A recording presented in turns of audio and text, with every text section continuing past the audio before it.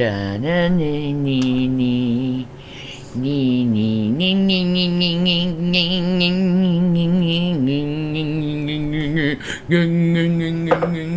nee. Miley Cyrus is like stuck in my damn head, and I can't get her out of my head. Okay?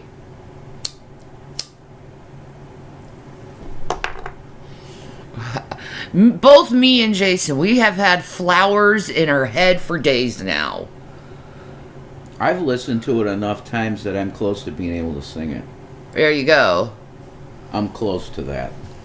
There you go. I know the chorus pretty well and the bridge, but the verses I have to work on. I have to listen to it more. Why that song is stuck in our head, I have no idea. Because it's designed to catch you. Hi, Lisa, Eternal Flame, The Blade. How are you, good folks? How are you, good folks? Hello, Poetic. Everyone's all coming in. How you guys doing? I know. How are you? How are you? How are you? How are you? Dudes. So, I saw this video today with Jason, and it's an Ewu video, and it was on Matthew's Fam. He was reviewing it, so I was seeing the review of this video from Ewu. So I'm gonna show the video from Ewu, not the Matthew's Fam one. Dropping pound, Shanny. Thank you. Yes. Mm-hmm. But, dude, time for a smoke break? Dude, enjoy your smoke. Enjoy your smoke. We are not smokers, shamers here in the Shanny Dojo. Okay? But this story from Ewu it's nuts, man. It's like one of the craziest ones. Honestly. And it's the newest one on Ewu. So it's been out for 2 weeks, so some people may see it, some people may have not seen it.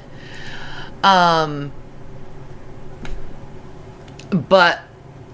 this guy he's obviously a schizophrenic, and he went through a schizophrenic break, and I watched this and I thought, this would absolutely be a perfect opportunity to show people the bad side of schizophrenia. Not all schizophrenics go through a psychotic break and do things that are harmful to others, okay? I'm not saying that. But this can occur, and it's scary. Seriously. Hi, God Squad. How are you? Thank you for the blessings. I appreciate that. Yeah, we need it. Yes. But this is such a crazy story, guys. So, get your popcorn and enjoy, because this is going to be a wild ride. Like I said, this is like a crazy one. Like, I'm like, what the hell? Like, even the cops are like, what the hell? Okay? So when you see cops go in a situation and they're like, what the hell? What the fuck? You know bad shit has happened, and you know it's really messed up. Mm-hmm. But see, all mental illnesses need to be taken more seriously. I agree. But I also think the stigma should be gone on mental illness, because not everyone who's mentally ill is dangerous. Like, if you meet me in public, I'm not gonna harm you, I guarantee it. You know, I am mentally ill, but I'm not malicious in any way. I don't want to be malicious. I mean, I could be malicious, but it's just not me. Hi, Tanya, how are you? And Bug Dicker. Yes, trigger warning. Trigger warning. Yeah, definitely. But, you know, I have the true belief, okay? When people are mentally ill and they do a crime, like what we're about to see, for instance, I believe they should not go to jail. I think they should be in a high security mental facility. Especially when it's this type of mental illness, schizophrenia. You know, all jail's gonna do is make his schizophrenia worse with all the noises and stuff. He'll go crazy and probably do something to himself. It's best for him to be in a calm, relaxed environment. Because when you watch this video, you realize that his family kind of gained up on him in a way, and it caused him to have a break because of the voices in his head. I saw the funniest bumper sticker. It said, "Roses are red, violets are blue. I'm schizophrenic, and so am I." Mm-hmm. So I've seen that's funny. I've seen that one. But this is a crazy story. So I figured, yeah, I wanna review this one for you guys.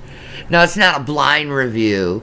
There's gonna be other blind reviews today, but this one is not a blind review. Mm-hmm. Hi, Cool Cat. How are you? Eternal Flame. It's taken very seriously where I live, especially the really bad mental illness. Eternal Flame said jail is so the wrong place. They don't need punishment if they are having an episode. Yeah. I feel the same way. But he needs to pay his debt to society at the same time. I think people that end up doing stuff like this belong in an institute for the criminally insane. That's why they exist. Yes. There's a place in Clark Summit like that here. Yeah.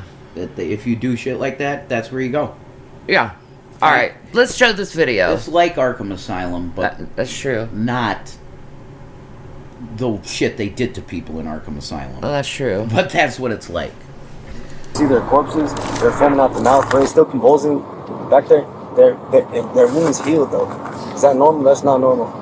They're like black out the mouth. Put him in the capsule. Put him in the container. Apple B80. Orders are orders. Eating bug. They were eating bodies. There's a lot of blood.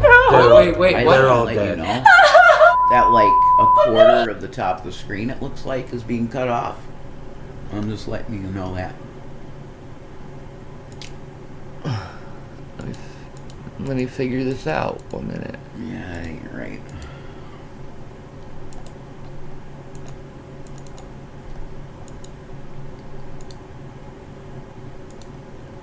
Hey, Deanne, thank you for... Thank you, Deanne. Welcome to the BPD crew again.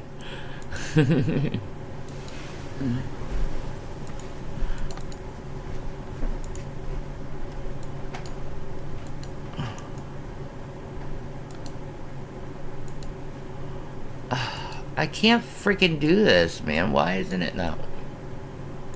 1 minute.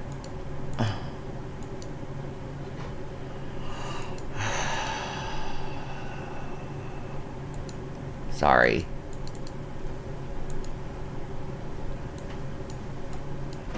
Is it... I don't know why I can't fucking move anything. Oh, I know. Lock preview, that's why. There we go. I figured it out. There we go. That's better. This is what happens when you're caretaker of a partner with it.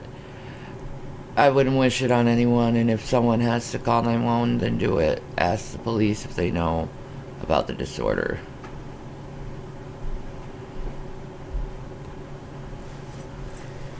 I renewed laugh out loud 6 months. Yeah, thank you for that, by the way, Deanne. Yeah, thank you. Thank you for that. You know, I really, it's like, seriously, those who help support me, I really, really, really do, from the bottom of my heart, support. And I love you guys, and just thank you so much, because you are helping us significantly in our lives.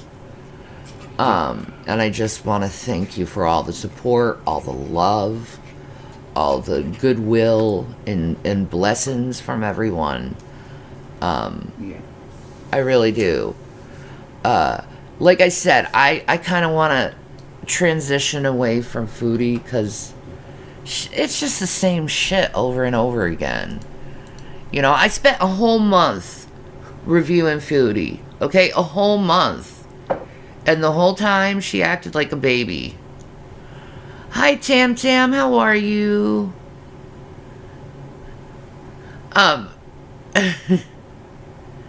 Like,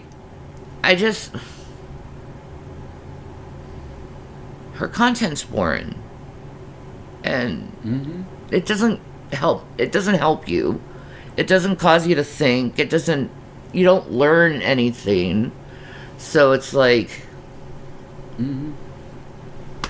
nah. And this is interesting. All right. Yeah.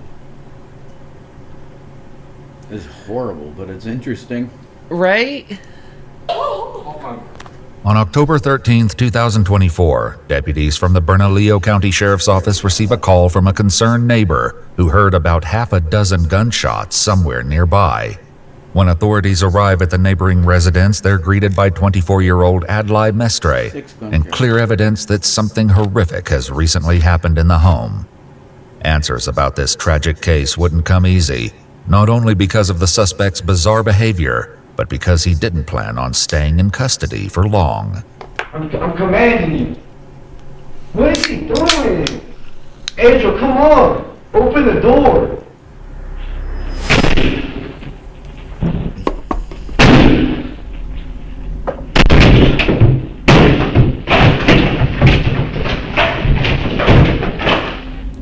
Yeah, let's talk about this. What kind of fucked up police station just puts drywall to separate the interrogation room from the rest of the building? Can someone answer that for me? Ugh, son of a bitch.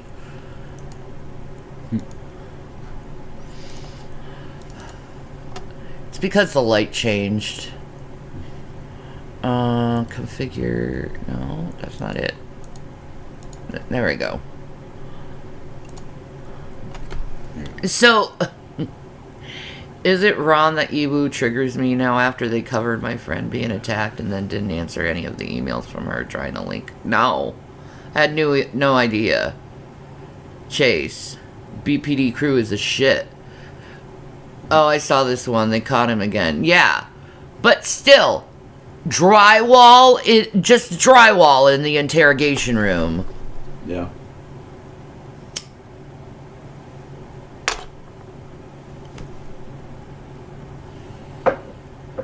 Like, his demons in his head told him to do that. And he's like, okay, let me play the Incredible Hulk.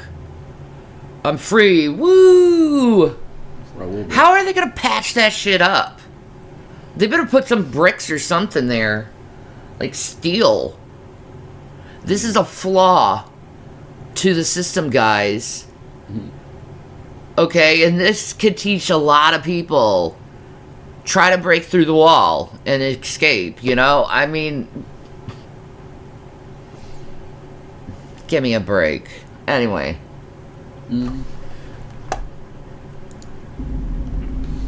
The following report is based on official police records, and most of the footage has never been seen before until now. Please note that all persons charged with a crime. Welcome to the BPD Clued Blades. Shanny, set your super chat goals for the stream. Oh, Lord. Okay.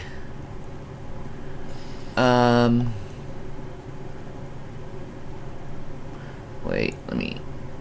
Okay. We get 10 super chats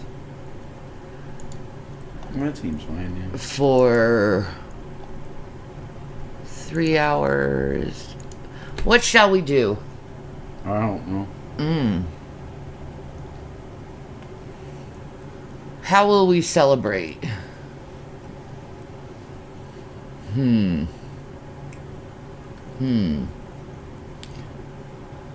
I always say like karaoke. I'll do a karaoke song. Rev karaoke at your channel? No. No. No, it's for this stream. Oh, It's a goal for this stream. so we do a karaoke song or That's what comes to my mind the first always. Okay. Is that. I don't know what else. something? We don't have a setup where we can do something different. I know. We watch a Cobes vid. Okay. That's a good motivation. Yeah. That works. There we go. There's our goal. Alright. So, you donate 10 times, we'll watch a Codes vid. I mean, that works. Yeah. Codes is awesome. Mm-hmm.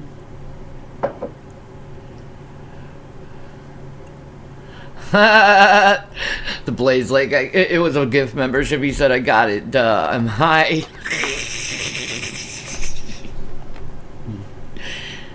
Is Rev cranky? No. You're the one that I want sung by you too. You're the one. You're still the one. You're still the one I run to. That one? What? Still, it's Oh. Shania Twain. You're still the one. Run to the one that I something something. Yeah, I don't like that song. I never liked that song. There's a watermelon. She wants to be part of the show now, I guess. You can go goes. She's like, I am going to be part of the show. For I am a watermelon. I am a cute goes. Alright. Let's finally go to Iwu, guys. Alright, we gotta go. That's cool. Crime are presumed innocent unless and until proven guilty in a court of law. Around 1:45 in the afternoon on October 13th, 2024, a 911 call came into the Bernalillo County, New Mexico Sheriff's Office. And the property adjacent to me I also own, but I rent to a nice family that has been living there for some years. We heard like several gunshots about an hour and a half ago, and thought what we heard was kind of like a dog crying. Anyway, we heard about 5 or 6 gunshots, and then about 10 minutes later, a single gunshot. It did sound close by. Maybe I'm being paranoid. The caller, Daniel, said that despite hearing the shots an hour and a half earlier, he decided to text and call the Mestre family first. He also drove to their home and honked his horn several times. Aw, he was a friend. He was not just a neighbor, but a friend. You know? Like, it's so, like, nowadays people are so into their households that you don't know your neighbors anymore. Not really. I got chills, they're multiplying, and I'm losing control, huh? Those are lyrics. Oh, okay. I'm like, are you okay, Tim? I got chills, they're multiplying. I don't know what song that is. When there was no response, he called. I got chills, they're multiplying, Yeah, I don't and know. I'm losing control. Be the power of your da-da-na. It's electrifying. Do do do do do do do do. You better shape up, 'cause I need a man who will always understand. You better shape up. I don't know that one. Oh my God, how could you not know that? I vaguely know them. It's John Travolta.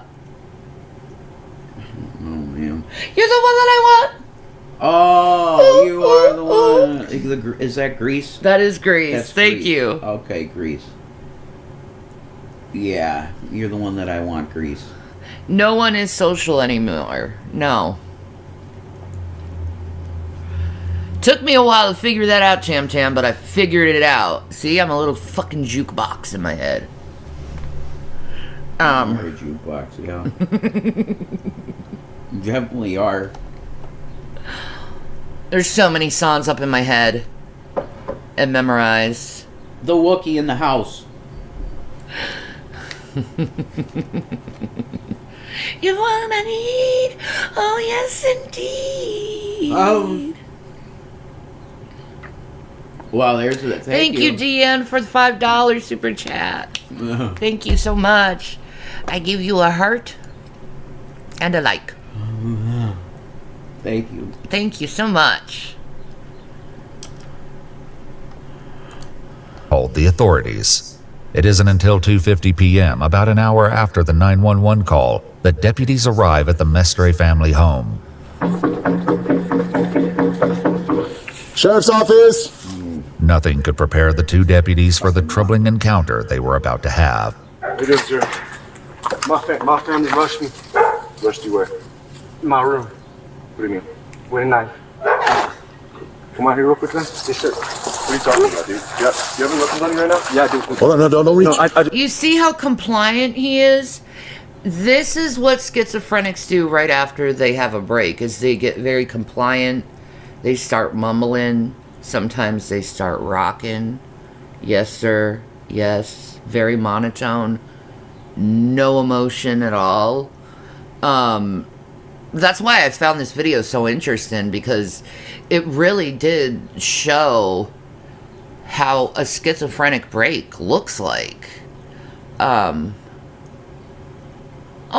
Janet, I just finished mine. My Aunt Flo.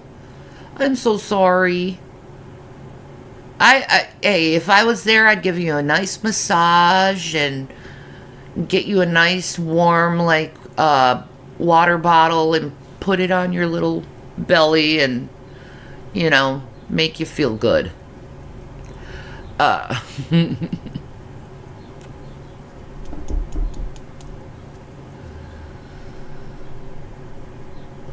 Alright. I do.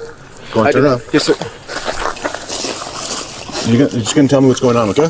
So, give me a second. My family was trying to walk in my room, and they're trying to hit my heart.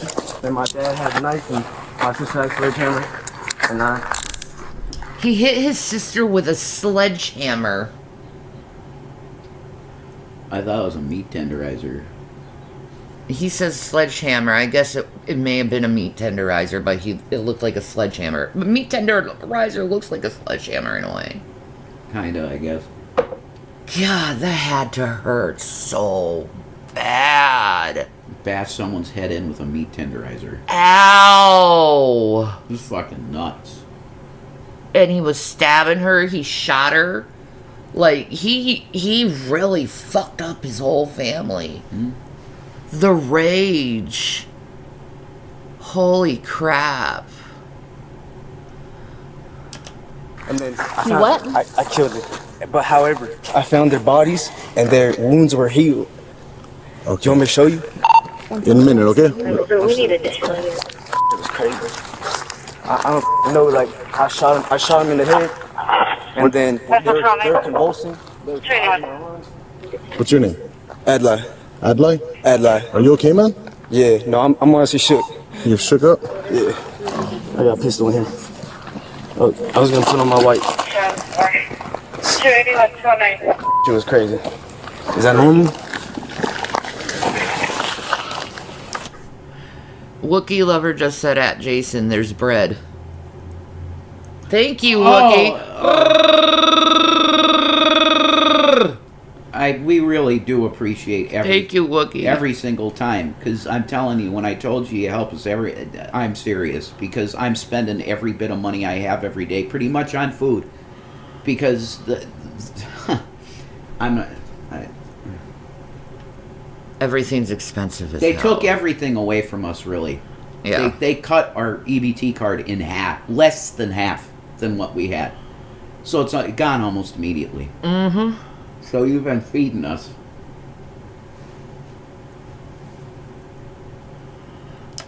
I don't f***ing know what happened. It's like they were trying to hit my heart, and then they were banging on my door. And You have blood on your hands, dude. What's up with that? my dad rushed me. I hit him, and then my mom was like, "You need to die." And I was like, "What the?" Turn around. If 24-year-old Adlai Mestre's claims seem strange now, they will only become even more bizarre. No, I can show you where the blood go. No, just hold on. Just tell me where they're at, but you're gonna come over here. Hey, hold on. We have to detain you in a car, okay? They're over there. On the right. Okay. All right. Are they in the house? No, shit looks scary for them. They were biting their arms, and then there was like hot boiling on the ground. Is that normal? There was hot boiling on the ground, biting their arms, and there was hot boiling on the ground. What the fuck? That makes no sense. Mm-mm.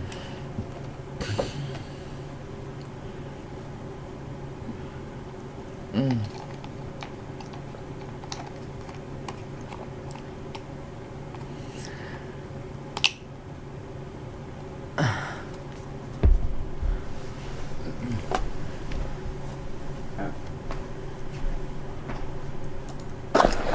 Let's kind of hang out. That was weird.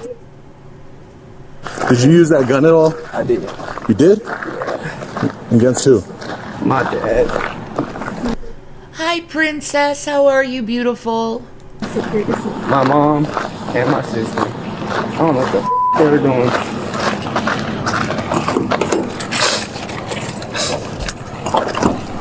Hold on. Understood. This just started. Go and sit down. We're gonna talk to you in a little bit, okay? Understood. After securing Adlai in the vehicle, the deputies returned to the residence. Sheriff's office! Anyone inside? Come on out with your hands up, open and empty! Looks like there's a lot of blood. Can you give us 10 seconds? When their announcement goes unanswered, the deputies wait for backup to arrive. However, even from the doorway, it's evident that something horrific has occurred recently. Blood can be seen in pools and smears on the floor and stairs. When backup finally arrives, they prepare to enter the home. Do you guys want to work with the shield? Yeah. How's the dog? The dog, I think it's kennel. Okay. Bernalillo County Sheriff's Office! Anybody my inside? Come out, God. hands up, open and empty. There's like dirt trails. There's blood trails all over the house. It's so gross. Bad. So bad. As the deputies make their way through the entirety of the home, they find more blood spatter leading up the stairs, soaked into the carpet, smeared on the walls, and trails of red into the bedrooms. There's a knife too right there.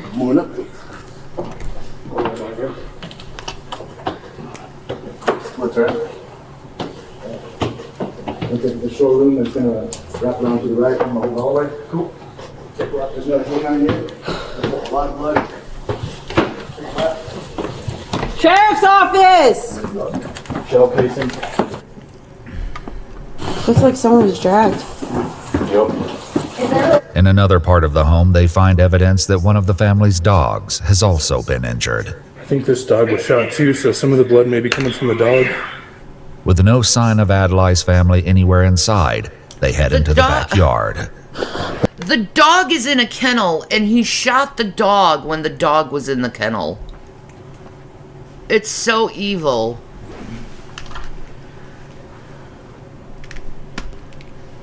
It's so evil. There's drag marks still here.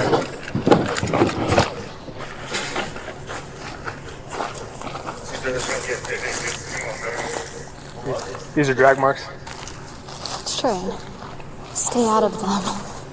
Seeing the daunting expanse of the yard, one of the deputies heads back to the vehicles to speak with Adlai, hoping he can narrow down the search.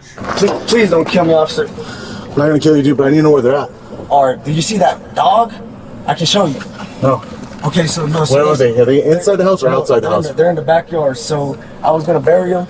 There's a Subject gate. saying they're There's a in the gate backyard. with a trail. gate with the trail, and then you're gonna want to take a right, and there's gonna be another gate, and you're gonna want to go down. I can lead you there. Give a specific location or... The deputy passes the information to the rest. Cop's like, fuck it. I'll look. Not even let the guy fucking show him.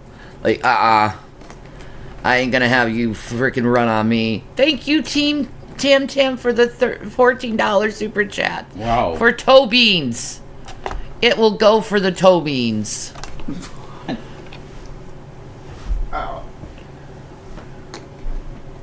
And toe beans are good. They're happy Kit Kats. Of his team, and it isn't long before they find Adlai's father, David, mother, Nancy, and 17-year-old sister, Brayley. Okay, I got him. Oh, 3 deceased, 1 possibly looks like a juvenile. With the confirmation that Adlai has been telling the truth, at least about his mother, father, and younger sister already. The Blade said, what's so sad is none of us know what he was seeing during this disaster. No! He was having auditory and visual hallucinations at this time. So it's like... what? I mean, yes, he killed his family, but at the same time, he really didn't know what he was doing. Oh, but he took their bodies in the backyard to hide them.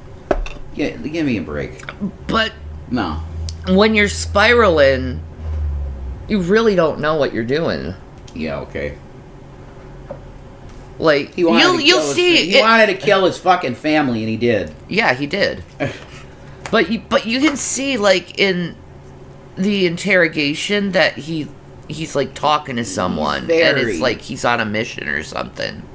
He's very reserved and normal acting, other than the things that are coming out of his mouth. Mm-hmm.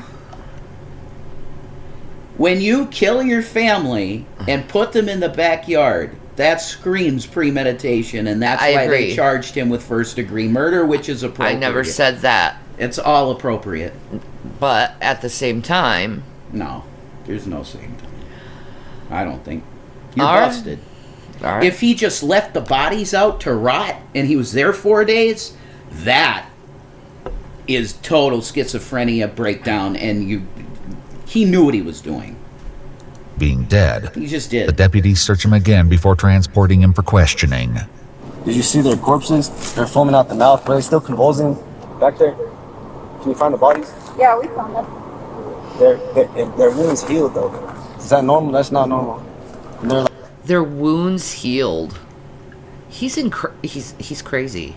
Yeah, like black out the mouth. Did y'all take a picture? And did you see that grabbing his dog? After he's brought to the sheriff's office, Adlai is escorted to an interrogation room where his erratic behavior will only... I'm sorry about that, Cookie Pop. I hope you had fun at your break. And, you know, the adulting isn't too hard on you. escalate, resulting in a truly shocking and troubling interview.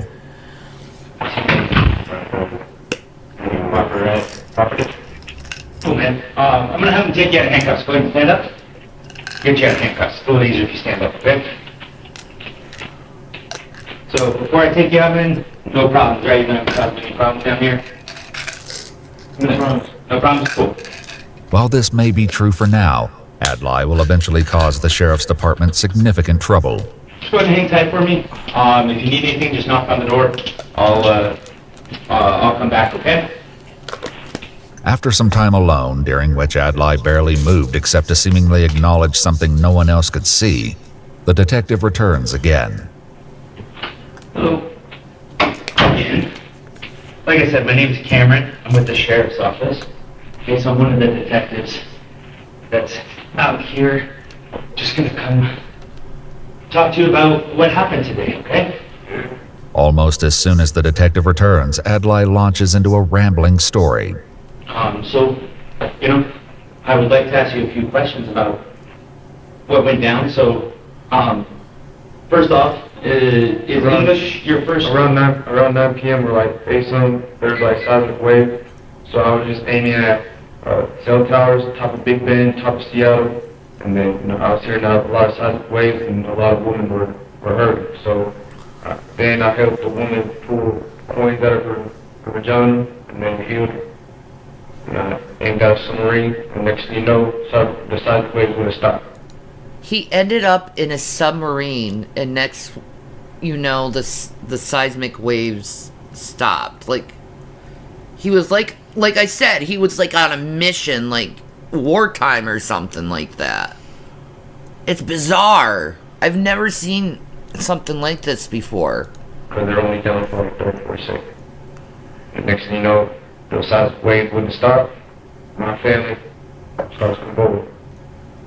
And then 9:30, convulsing, just loses consciousness, rushes me. And then around like 9:30, 10, my sister would show up, as I was told. And I'm talking about they're doing the illegal rapidness. And then if you look on the police cams and the thermal imaging, on one of the dogs, there's no rapidness. So there's like a major catastrophe. That sounds like it. So let me just... How many died? What's that? How many died? How many? Died today? I don't know. I haven't been out there. Can you write down? Sure. Yeah. Can I write something down? Sure. Alright, so when I continue the knowledge, around like 8, 9, whatever, seismic, Like, look at his writing, how random and weird what he's saying. Like, this makes no sense. SSMIC. Cell towers, Big Bang, what's in the Big Bang? Sure. It's probably right around this moment that the detective realizes this interrogation will be unlike any other. Okay. So, before we keep going, I just need to make sure you understand a few things. Okay? Since why you're here, okay? So we brought you down to a police station, okay? I just want to make sure you understand your rights, okay? Have you ever had your Miranda rights told to you before? No, sir. Okay. First time. The detective then Mirandizes him, making sure to check that Adlai understands each of his rights before continuing. Now, tell me what happened inside the house with your mom and dad and sister. Now we have my mom and dad sister previously. We're dealing with the catastrophe. Next thing you know, I try to leave. And then next thing you know, come over. No, it's not done on purpose. He has a background triumphant chick. He is schizophrenic. His sister talks about it later in the video. It's not like, this isn't fake.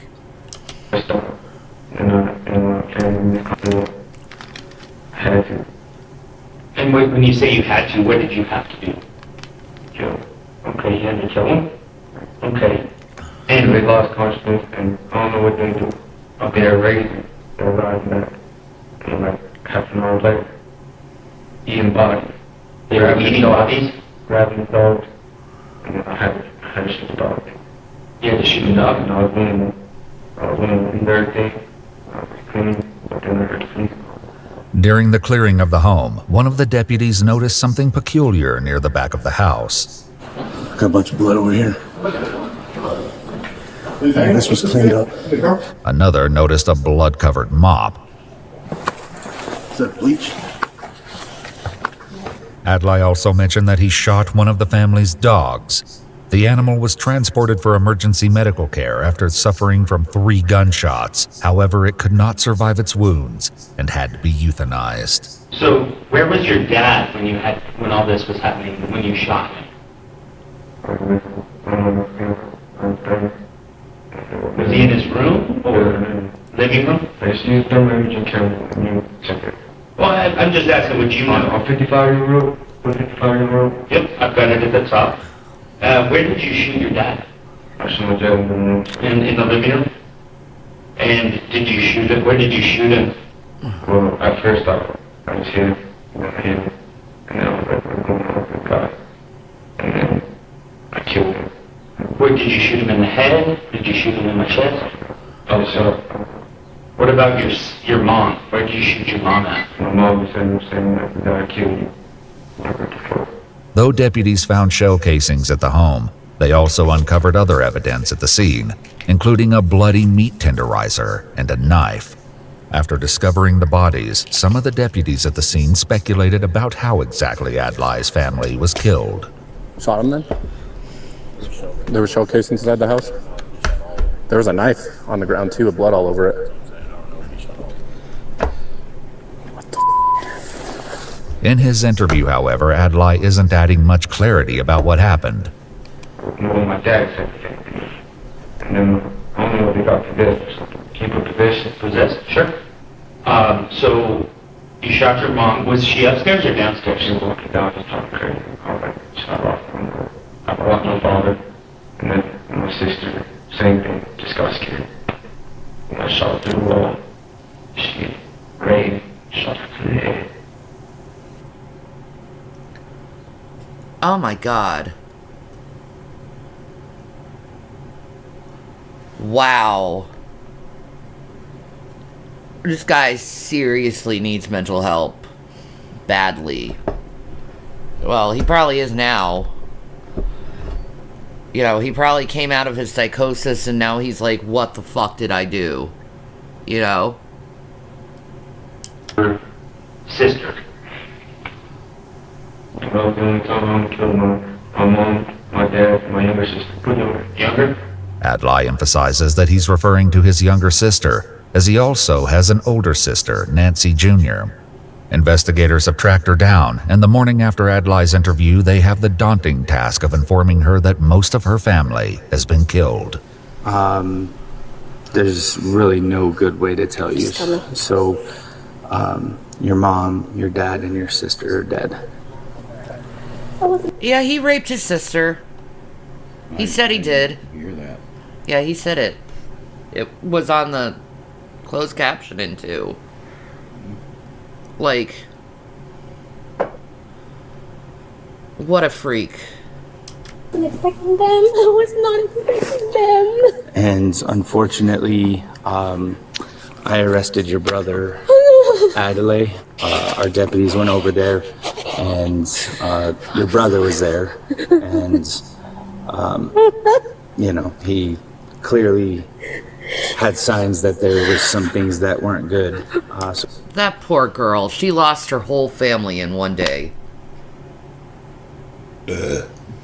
Yep. I'm right there with you, sister. You can do it. You can push through life. It's awful, but you can do it. So sad. our deputies went in and they located your mom, your dad, and your sister. So.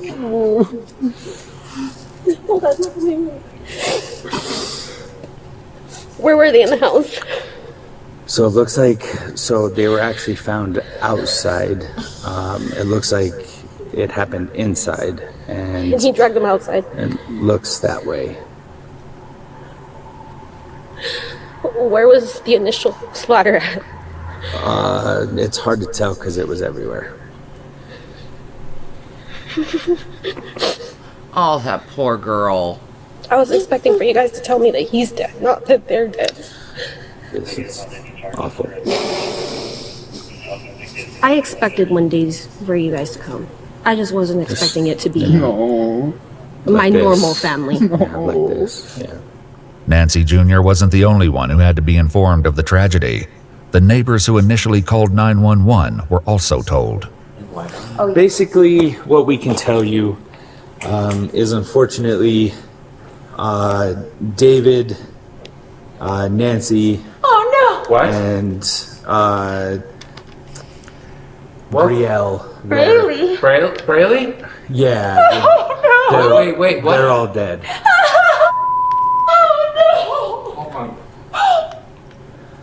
And I was the one I interviewed Adelaide. Adlai, yeah. Adlai, and I arrested him for the three murders. What? Why? I wish I had more answers. Oh my God. Not Brady. Brady. What the happened? Was it all today? It looks like they were killed at some point today. We're not exactly sure. When we heard the shots at whatever time It could have been. was? It could have been. I mean, there were multiple gunshots to each of them. So we're not sure. So we have to wait. To each of them? Why Killed would you his not? sister? I know. Fucking killed his sister? I know. So The girl? just to prepare you guys, okay, the house, it's not good. There's a lot of blood everywhere. Wookiee Lover said, do they tell people like that? You'd think they'd have a little more compassion, not just say they're dead. Yeah. Right? They... It was just being straightforward, though. I think that's the best route he could take, I guess. I mean, yeah.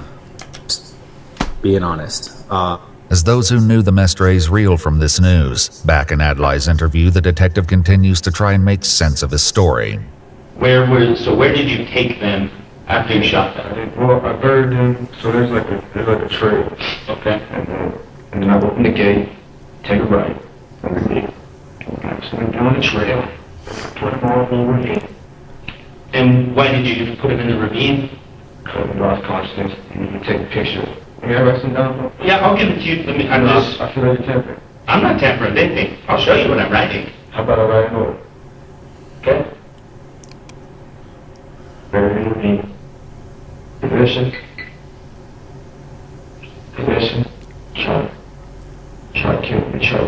Try to kill me. Unenunciating. To kill me. Lost consciousness. In her interview, Adlai's sister elaborated on why he may have been referring to possession in his interview. And we're having a baby, and he killed off everybody else. It's fucking nuts. This is fucking ridiculous. She's pregnant. His sister is pregnant. And just found out her whole family was murdered by her brother. I mean...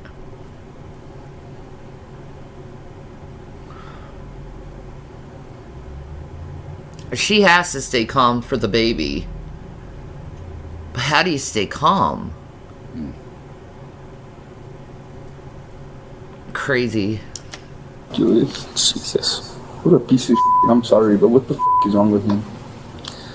There's a lot. A lot. Yeah. It just kept getting brushed off. Yeah. My mom kept saying, oh, he's just possessed. He's not possessed. Yeah, he talked about possession. It's clear that something else is going on with Adlai, and so the detective attempts to get more information. Have you ever been to the doctor at all for any type of mental health issues? Oh yeah, I went to the heaven for, curse. People used to curse me, and I feel like my family cursed me. Oh, really? I feel like my family shall curse me. And why do you say that? I don't know, it's just, I always spend time with my family, and my voice changed. Oh, wow. At the scene, deputies found discharge paperwork from September, indicating that Adlai had received help for his mental health. Telling them to surrender, auditory hallucinations, hearing voices. Let's make sure we photograph discharge that. diagnosis end of September. They said he's not homicidal or suicidal, so they discharged him. Well, Yeah. something changed. Yeah. So he was hearing voices, men and women voices. That is bizarre. When was that dated? August? No. September 27th, 2024. That's illegal. Adelaide is a 24-year-old male admitted to psychosis, presenting with command auditory hallucinations. He states, I'm hearing voices and the women are telling me to surrender to police force and come to my reality, and the men are telling me to kill myself. He stated the voices have been present for years, but he has not paid attention to them. The patient stated that he went to the police to see if they had intelligence about his reality and might be interested in employing him into the police force. He states that he has planned to apply to the police academy after discharge. Adlai's older sister also had some insight into his mental health. I mean, did he have any Indications that he wanted to kill him? No. Yeah, okay. No. No, so there was nothing that... Did he hear voices? Yes. Yeah. Okay. And was he supposed to be taking medication, Yes, do you know? and I'm pretty sure that's why. Because even I started getting on his ass about it. Okay, like Because that he wasn't taking it? Yeah. Oh, okay. And I'm 100% sure that that's why, because they were all probably stressing him about that. My mom had found the pills in the trash. Like his schizophrenic break. It's been in the buildup, but he's been acting normal for months. Perhaps realizing that the interview isn't going anywhere productive, the detective attempts to take a break. I gotta go talk to my partner, try to figure out what all happened, and we gotta figure this out, okay? If you need anything, just knock on the door or just say hello, and I'll come back and help you with whatever you need, okay? All right? Sounds good, thank you. We'll talk to you soon. Here goes. Oh, okay. What else would you like to talk about? Room. What's that? Review. Well, you got Shanny try to Tried to curse you. Yeah, I feel bad for him too, because I really, truly believe he doesn't know what he did. Like, he's still... Like, I just... It's almost like it was a mission to him. You know? Like, military mission almost. Like, you'll see what I'm talking about. And try to curse me. Silent words, conclusions. Yeah, you wrote that a bunch up there. Once again, the detective attempts to leave the room. May you please not alter? I will not alter it. You'll get a copy of these. You'll get a copy when we're done. Okay? Despite being left alone, Adlai soon begins to talk to himself. Fucking Officer Adriel, Bloodline Jesus, that's not me. I ain't no Adriel, no fracker. How about y'all go ahead, pull some strings, make me the officer, the sheriff, let's make it happen. I don't deserve to spend life in prison over a catastrophe. I ain't no Officer Adriel, Bloodline Jesus, no such thing. Jesus was not conceived. You know what y'all believe, Officer Adriel? Y'all believe there's Bloodline Jesus. You talking? He talks satanic too. Officer Magistrate, Admiral Magistrate, matter of fact, Admiral Magistrate. On Dubai, I was on.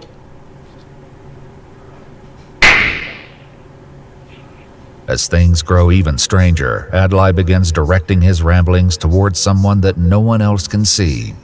No, that ain't no Adrian. Do not repeat after the fractors. Orders. You see? Orders. Like, he's in this delusion where he's, like, taking orders and he's seeing military shit, and it's like, what the fuck? Yeah. Son of Sam, for instance. That's a good one. I think he should be put in a mental institution myself. He needs to go there to protect himself and others.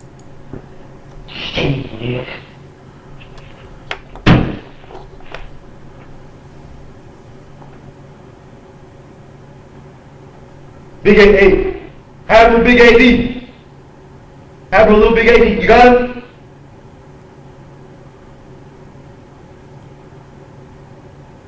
Put him in the capsule. Put him in the container. Admiral Big AD. Orders are orders. So I'm saying, like, can we do it? So right now, just...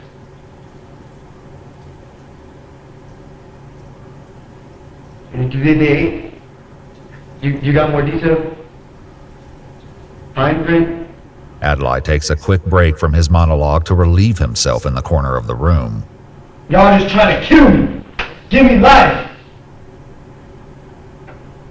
Honestly, you want to blame it on me? I'm honestly powerless right now. You weren't powerless when you were killing your mom, dad, and sister. It's nuts, but he's not in a right state of mind. So it's like, how do you feel about this situation, He man? seems very calm. Yeah. He's just having discussions, and that could be an act. I don't think it is. Yeah, I think it could be. I think this could... Do you want my opinion? What? I think this could be all based on the fact that he wanted to fuck his sister. Ill. He had fantasies, because a lot of these guys that are like incel types, they get into the hentai shit with the mother-daughter stuff. And the fucking your family thing. Yeah. So I think maybe that was an idea that he got after he saw that type of shit. His mom said he was possessed. So. And he just went for it. He did what he wanted to do with his sister, and then killed his whole family. That reminds me, like, speaking of which, Aleister Crowley's mother used to call him the Antichrist, the Beast. Yep. That's right. So it kind of reminds me of that. You know? Like... I mean, that's crazy that his mother would go, oh, he's just possessed. Yeah, it's right? It's nothing. Possession's serious. I know, right? That it's real, and it's serious. Mm-hmm. This is what a demonically possessed person would do. There's no doubt. Rape his sister and then kill his whole family? That is demonic. No, I don't think he needs lethal injection. I agree with you. Even though it would take away his suffering. But... Oh, his poor suffering. Bullshit. I guess I'm too kind for mental breaks, but... No. You pay for what you did. And you pay with your life because you killed 4 people. Yeah, I think he needs to... 3 people. Well, the dog is a people, too. So... The dog is beloved, too. But... Yeah, exactly. You killed 3 people and a dog. Like, you pay with your life. That's how I feel. Doesn't matter if he has some voices and shit. So, do you think lethal injection would be a good thing? Perfect. Alright. Perfect. Least suffering for him. Even though he caused others to suffer. Yeah.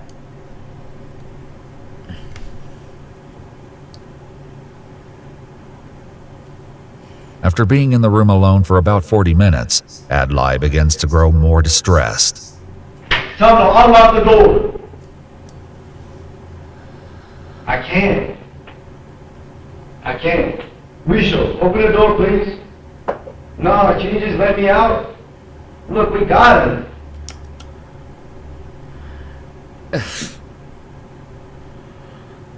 I'm just done with Blue. I don't want to talk to him ever again. He needs to leave me alone. Because it's harassment at this point.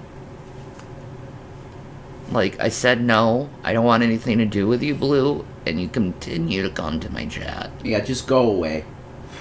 I don't like you. Get it in your fucking head you're not wanted. Yeah. Stay away. Exactly. Bro, can you just let me out?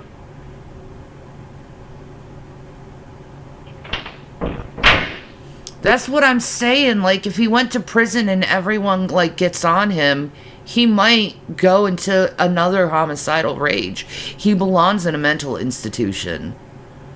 Because of that. Because he's so...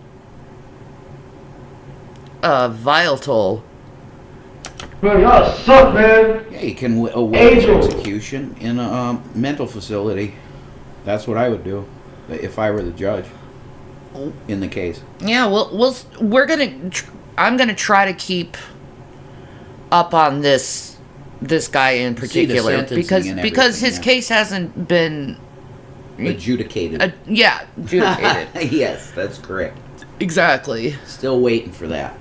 Princess says, I'm bipolar. I have the rages, but I'm getting help. Sometimes I don't realize what I've said in a rage. Yeah. Yeah. Oh, that's Jason. Yeah, absolutely. The whole William debacle on Easter. That's different, and I don't want to talk about that. Okay. He lied. He lied. But that's okay. We've gone past that, and we made up, and it's all good. But you can say shit when you're bipolar, and you're not even knowing you're saying it. Mm-hmm. It just flies right out your fucking mouth. And then you can't take that back. It's just out there. That's honestly why I've become numb to your insults. Yeah, you should, because they don't mean anything. It's just Yeah. symbols clanging. Yeah. That's all it is. I just remind you, dear, you're having one of your moments. Please stop. I am not your enemy. Mm-hmm. That's all you can do. That's all you can do. That's all you can do. And then with BPD, there's the switching deal, which when that happens, the person that's with the BPD person has to walk away. You just let them go for a while. You might have a point there, chick. Even then, he is so deep in the illness, the confinement anywhere will cause him to stay in a state of rage. Yeah, just kill him. That's possible. You just put some whatever it is that they use to kill the people for lethal injection. Do it now. Just get rid of them. Princess says my husband is like numb to it. He knows I don't mean it. There you go. You have to. That's how you do it. Exactly. It means nothing.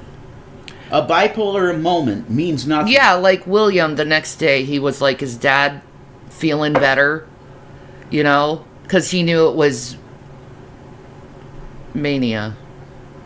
I knew too. Yeah, calling him a bitch was mania. And that's... Yeah. That is the mania. Yes, I knew. Because it's just clanging a cymbal. It doesn't mean anything. No.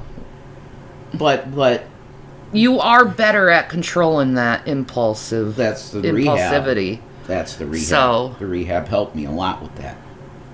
Yeah. And walking away is very important to remember. Walking away is very effective when you're in that mind state. Tam Tam says, I say the nastiest things in a manic rage, just awful. My husband ignores me. You have to. Yeah. He's got it right. Because he knows he loves you, and he knows it's not you. That's exactly right. That's how spouses have to handle it. Yep. Because the horrible things can come out your mouth. And you don't mean it. You don't feel that way at all. But it flies out your fucking mouth. I'm gonna have to get a new fucking camera. Yeah, it's old. It's a miracle all this stuff still works, a lot of it. You know? Maybe next time I get paid by YouTube, I'll just... Get a new camera. A new keyboard set, get a new webcam, all of it. Yeah, a new mic. Yeah, get a new... Get everything pink again. I think now, Shanny, Elgato makes their own mics now. Oh. So, and I've heard they're really good. I'm a Razer girl. I'll stick with my Razer products. You're welcome, Deanne.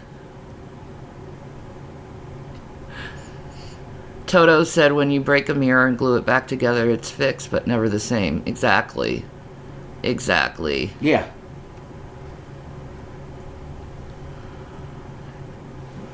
Triumph Trick said, yeah, I've had to teach my husband to please just ignore me during my bullshit. There you go. Me too. That's exactly what I say too to Shanny. If I'm flying off at the cuff like that, ignore it, because it doesn't mean anything. Yeah. I don't mean it at all. I think my grandfather Davis was bipolar too, because he would do that to Grandma, and he loved my grandmother more than anyone that he possibly could love. And he would say horrible things to her. I'll say to my husband, now I feel a rage, go for a walk. Yeah, that's the best thing, is going for a walk. Separate. That's why I say, get out, leave. That is the best thing to do. But sometimes he doesn't want to leave, and I'm like, dude, please, go. Because I don't feel like I'm in it, but I am. Yeah. I still got to work on that. Yeah. Like, I feel like I'm justified going, no, wait a minute, I'm going to talk about this AI thing, da-da-da-da-da. And then it can get hostile. Because the bipolar. Emotional control is a beautiful thing. Yes, it is. Yes, it is. Exactly. It's very important. If you're bipolar, you really better keep your emotions in check. because they can go in a second, and it doesn't even mean the person that you were talking to didn't even mean anything bad. And you can just, boom, just lash out. That's why you got to take walks. That is absolutely great advice. Mm-hmm. And then 5 minutes, come back, we're good. Are you okay? You do that a lot. When I come back in, are you okay now? Yes, honey, I breathed. I'm sorry, I was an asshole. There you go. And it's fine. But you have to learn these techniques. And DBT is phenomenal. That's all I'm going to say. Princess's bipolar is scary in my opinion. It is. Oh, you have no It is for the spouse, too. Yeah, no. It's horrifying. It's worse for the spouse. Yeah. Because you don't know what could happen. No. You don't have a clue what could happen. It could come out of nowhere. We should show that clip, Shanny. What? Bipolar John Marston. Yeah, I was thinking of that. We should show that clip. It's true. That's exactly how it is. It is. Hey, Dad, let's go fishing. Okay, son. Oh, Dad, are we going fishing? Shut up. What the hell's wrong with you? Son, I'm going to, That's exactly how it is. You need a lifetime of learning techniques. This Real American 777 said, "Not sorry, Shanny and Rev, you're both CAs, so I will continue to say what I want when I want to. And I am showing up at your door." That is... Okay, then you'll have the police called. That's a threat. You should probably screenshot that. Yeah.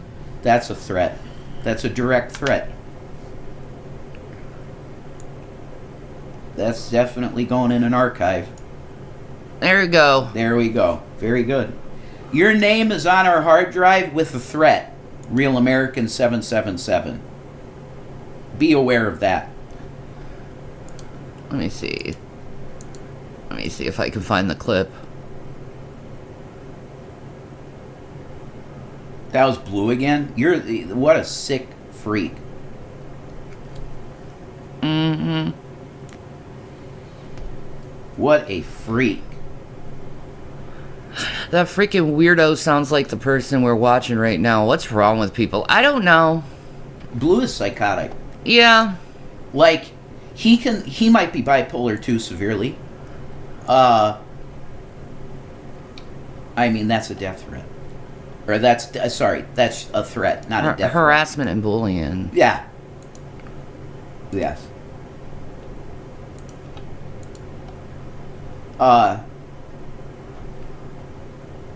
He can be cheery, and in the next tweet, he says he wishes that you get cancer.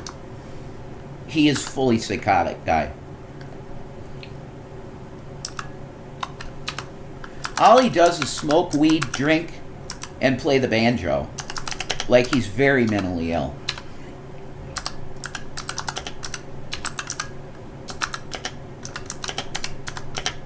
Wait, so Tento write your book? That's got to be a bot or something. I have no idea. What do you mean, Jeremy? All right, this is when your dad is bipolar with John Marston. This is it. Pa! How are you? Look around. Life's good. Back off! He's gonna get you. What did you say? That's better. Your time has passed. Get over it. How about I smack that smile right off your face? See? That's it. And then the internet takes one clip like that and makes it who you are. There you go. That's what happened to me in real life. Yep. They take one clip like that of you saying something like that, and it's over. Forever, you're a CA'er. It's insane. Yeah, everyone are dealing with mental illness. Yes. And we all know what we go through with it and how hard it is, and dealing with the stigma and the hate that comes along with it, the fear. People fear you. It's sad, but then there's guys like this that make people who aren't malicious look like assholes. Look, he has his own brain. Shanny, you That's gotta what I'm have saying. discernment. Okay. This guy is I'm not commanding you. like a What are you schizophrenic. doing? That's Okay, they're watching this. Angel, come on! Open the door! Who else is coming? Nobody? What? Why don't you just control him? Adlai's conversation with himself is interrupted as the detective returns. Are they coming? Or are they just... You feel that people don't like you? Why's that? I don't have any problem with you, honey.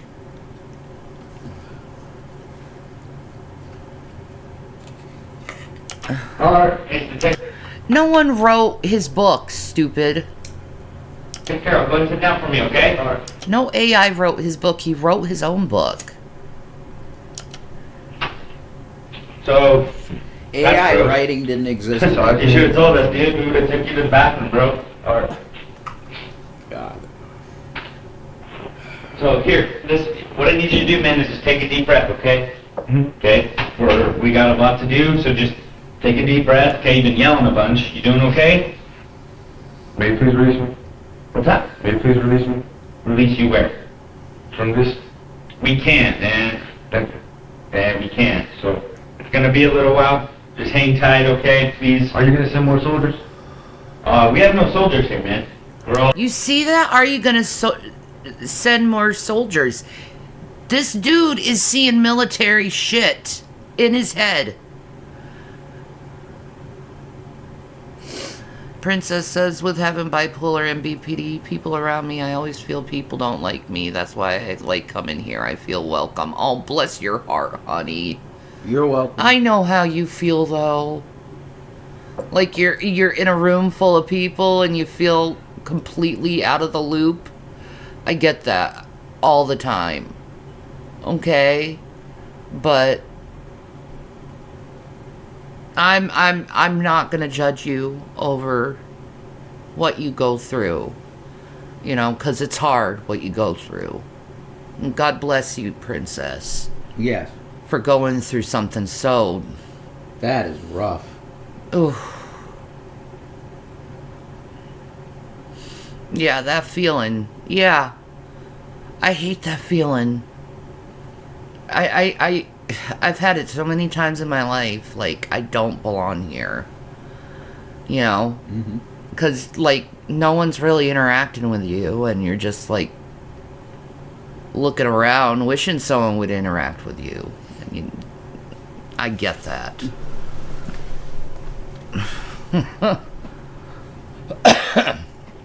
I don't like making people feel like that. That's not my deal. All just cops. Are you gonna send more soldiers? He's not a soldier, he's a cop. He's a deputy. Alright. Am I gonna spend the night? You're gonna spend the night probably in jail. Nice. Okay? So we'll be back, but I just need you to simmer down a little bit, okay? No, I haven't heard it. It's just a whole bunch of nonsense. This is a whole bunch of nonsense. Dude. See, this tells you he's out of his mind. Because he's not realizing what he did. Like, honestly, I think he might get off over insanity. And they're going to have to put him in a facility. It's a pretty rough day, man. You've had a rough day for sure. Yeah. So just take a deep breath for me, alright? Yeah. Thank you. Despite the detective's request, Adlai would not be simmering down anytime soon. In fact, this is when things take a turn. You wipe the camera?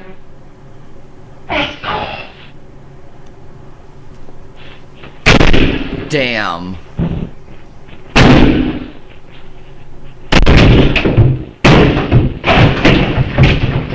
Holy shit.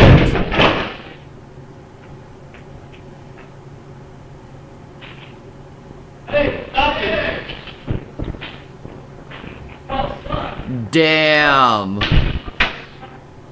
As soon as Adlai escapes from the interrogation room, he heads for the elevators. Alerted by the sound of the wall breaking, it's only seconds before the deputies catch him. Oh! No! Put your hands down. Turn around. We're gonna die about it. Turn around. Put your hands behind your back. Turn around. Put your hands behind your back. Put your hands behind your back. Alright, you got him? I got him. He kicked a hole through the wall. Jesus. You kicked a hole through the fucking wall. Jesus. Is that what he said? Yes. That's awesome. I want to hear that again. That's fucking great. I got him. He kicked a hole through the wall. Jesus Christ.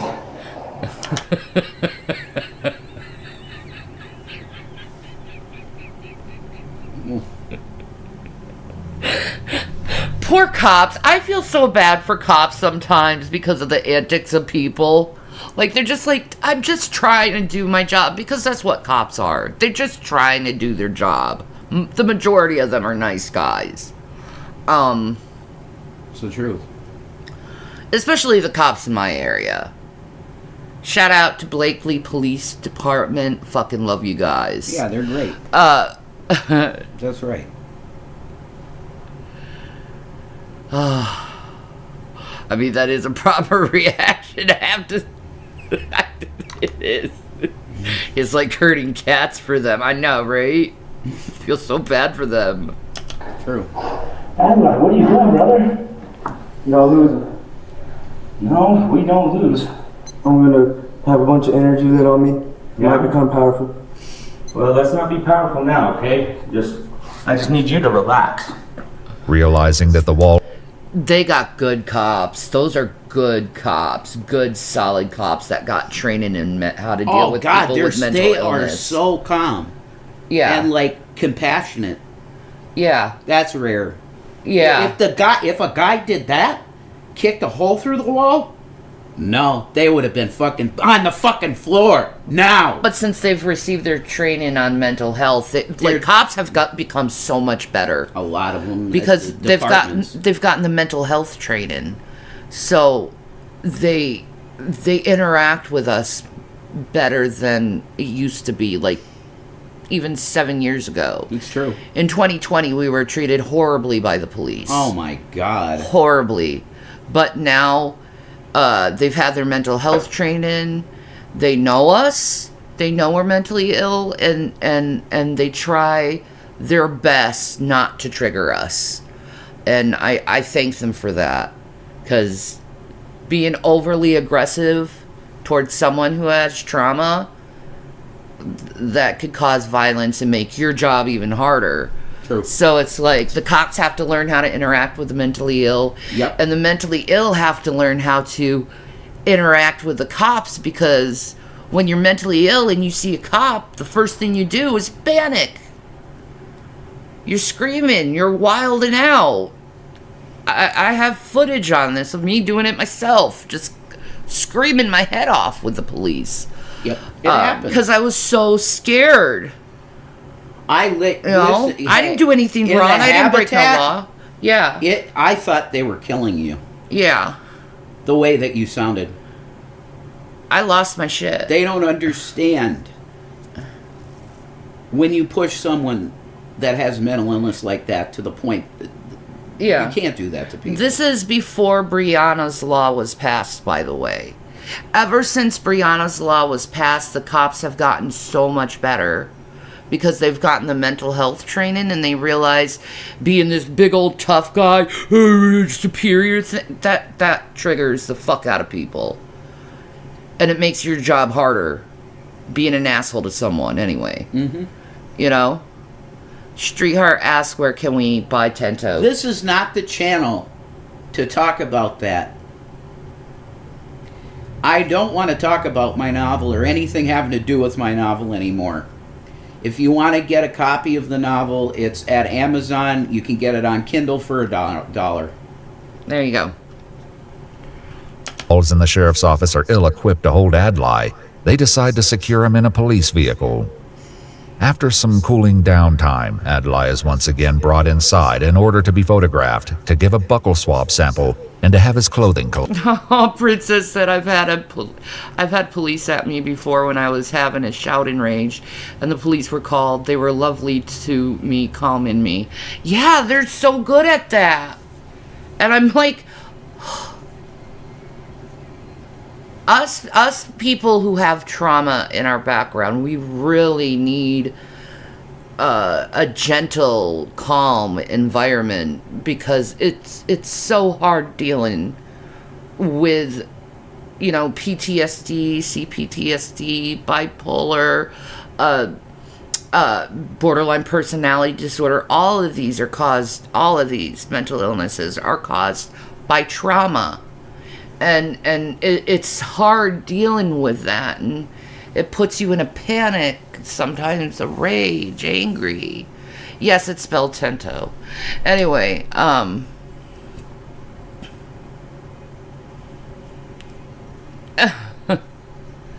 yeah, it's just,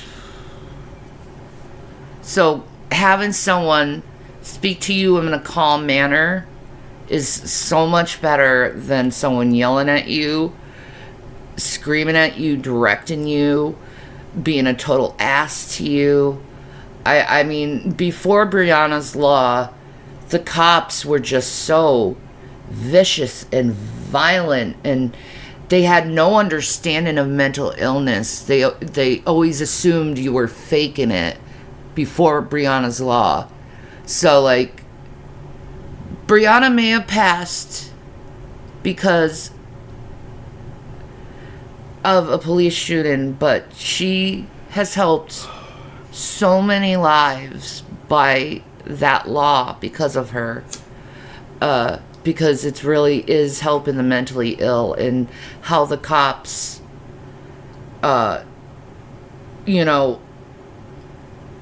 go through the process of interacting with the citizens. It was the wake-up call. Yeah. The whole force needs to be trained. Yeah. In mental illness training. Mm-hmm. Crisis cop training. Mm-hmm. They all need it. Yeah. And now we got a situation that's pretty good with a lot of stations. Yes. They get that people suffer from this stuff. Yeah. And they don't have knee-jerk reactions like they did with us. Yeah, exactly. But they were told that we were terrorists, literally. I know. We were building bombs. Yeah, it was the same time that, what is his name? Shoot. Christian? No. No. He's the... James Charles? James Charles. We got falsely arrested the same time James Charles got falsely arrested and got swatted. So we got swatted the same time he got swatted. So I'm wondering, was it the same individuals that both got us swatted? So when are we going to have a Shanny or Rev Jason law? I'd love that. The law, if I had a law, it would protect content creators from severe harassment from police and social workers. Learn how to distinguish calls you get from people. Ask questions like, who are you? What is your relation to the person? Yes. That would be my section of it. You can't report things anonymously. No. Anymore. No. You need a name and a number. Yeah, I think people need to start being held accountable for them false reporting people. Yep. To police and getting police to swat people. I really do. Because what we went through is terrible, and it will always give us trauma. Not only me and Jason, but my sons have trauma because of the swatting. Right. The cats even have trauma because of the swatting. Yes, they do. So, it was a very horrifying situation. None of us broke the law or did anything wrong. No. Nope. So... They were going to try and charge me with third-degree assault on an officer, but that was clear bullshit. Yeah, I know. And that got put down to obstruction. Yeah. And that was the only charge, obstruction. Yeah, I didn't get any charges. Which I think my judge wanted to drop too, but because I spoke in a certain way to the cops, he was like, you have to respect police. Yeah, I didn't get a charge. I was falsely arrested. Completely, yeah. I was put in handcuffs over bullshit. That wasn't true. Yeah. And, we were okay to be together since we August. tried to get a lawyer, too, and no lawyer would take our case. No. You're fighting the cops, forget it. You know? Forget it. Yeah. That's fighting City Hall. Yep. Elected. He's then given a temporary suit to wear and is escorted to the vehicle again and then to jail. Alright, back in the car. When they arrive, Adlai is led to a holding cell. Before his sister was left to grieve the loss of her family, Nancy Jr. offered some possible insight into what may have sparked this horrific event. I guarantee you, like they were getting on his ass. He already had some strife with my sister. Oh, really? Mm-hmm. Over what? Just because she's a teen. Yeah. She's a teen. She's a normal teenager. She has attitude. No, she doesn't. She didn't. No, none of this was But supposed to happen. for like someone who's schizophrenic and thinks that somebody's out to get him, and she's probably. That's why I asked if the door was broken in, because if she was the first one, I would not be surprised. My God, she knew about her brother's weirdness about his younger sister. I'm telling you, I really I know, believe- it's the pornography. No, I wasn't going to say that. Oh.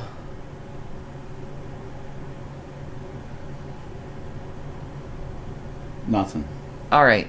I've been a cop a long time, and I've been in homicide for a long time, and this one was definitely one I'll never forget. It was, it was insane. Yeah. When he was initially approached by deputies, Adlai had claimed that his family had rushed him, as was discussed by the deputies who first responded to the crime scene. That was a dumb story. Oh, they all came at me. Killed them in all different places in the house. Contrary to Adlai's claim, Yeah, they all came for me, but yet they were killed all different places in the house. Yeah, that's true.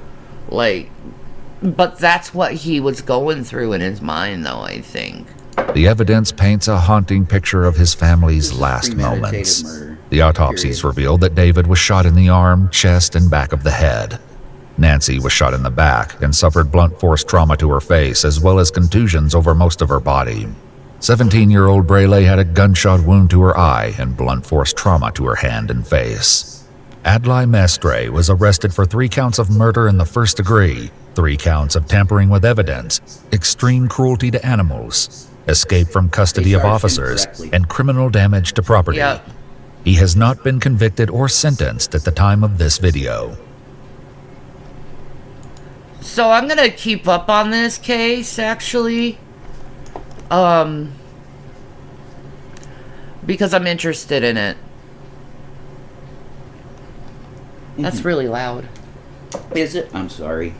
Sorry, I don't want that to be picked My up. it's earbuds. Holy shit, earbuds. I know. AirPod, Apple. Jesus Christ. No, I also want to do this one. Cops make horrific discovery in a woman's soup pot. What is in this woman's soup pot? Wild. Might be a head. I don't know. Could it be a head? Could it be a heart? Could it be a foot? Jesus. You know?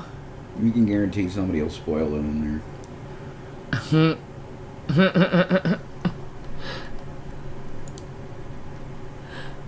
What video I said earlier? I love true crime. I think it's great. Oh, it's so good. CSI. If people are going to do this stuff, Yeah. it's interesting to study it and see how their mind got that way. Exactly. To be capable of it. Because to me, in my most psychotic that I've ever been thinking, I wasn't capable of doing it. Yeah. And I think that's the Holy Spirit. Thank God. As psychotic as I have been in the past, and talking to entities that were not there and all of it, I was never in the mindset that, yeah, I could kill. Never. I'm just not capable of it. And I think that is God. Yes. He bars that door. Like, That's yeah, true. you got mental issues, buddy, but you're not doing that. You're not doing that. I think that case we watched was all based on his lust for his sister. Yeah. It was all based on that. He was going to fuck her no matter what, and if it meant killing his whole family, including her, he was going to do it. It's so gross. They charged him right. It was a premeditated murder. Yeah, That's what I believe. I think it was premeditated myself. But he's out of his mind. That doesn't matter. At the same time. Nope, doesn't matter. He premeditated it, and it's murder 1. 3 counts. It's correct. There you go. They charged him right. So it'll be interesting to see where that case goes. That's true. If they go for the insanity plea, which they probably will, that's hard to prove, man. That's not easy. What, the insanity plea? Getting not guilty by reason of insanity. Getting guilty by reason of insanity is a lot easier. And your punishment will be less, of course. You won't be in a fucking hardcore prison. But, good point. I think he deserves a hardcore prison because what he did was planned. He raped his sister, killed his whole family. That was premeditated. In my mind. I think all that chatter and stuff that he was doing was mostly an act. In my opinion. Yeah, definitely. That's what I think. It could be. But yeah, let's It could be real, though, too. We gotta follow that case. Yeah. We gotta remember his name. Deaf. Okay. Was totally off my rocker, but I was just out walking my dog, and I came across some bones that looked to me to be human. He had been dismembered. Oh my God. Okay, and I like I said, there was apparent saw marks. Okay. What marks? Saw. Oh, marks. saw. When a human Oh, she watches CSI. There's the parents saw marks. Do you know how many women love true crime? Oh my God. Men should be paranoid about their wives because they watch so much true crime. Jesus. Holy shit. No, I didn't. Oh my God, that's horrible. What my oh my. Holy crap. What did that 14-year-old go through to make her do that? You see me, my mind automatically goes to the psychology of it. Yeah, I know. Automatically. That's probably why I like this stuff so much, is the psychology part of like trying to figure out why a person goes down that route. It's always wise to, before anything, ask why. Yeah. There's always trauma regarding it. That last case, I think we got the answer. Yeah. It was his lust for his sister. Yeah. Ew. He had to do human it. spine is discovered by a woman walking her dog in Mercer County in January 2016. It launches an investigation that will take years to unravel. Even with a bone-chilling confession, investigators are left questioning the truth behind their victim's unimaginably gruesome demise, and they will soon find themselves with another body on their hands before the case is over. Jesus. The following report is based on official police records, and most of the footage has never been seen until now.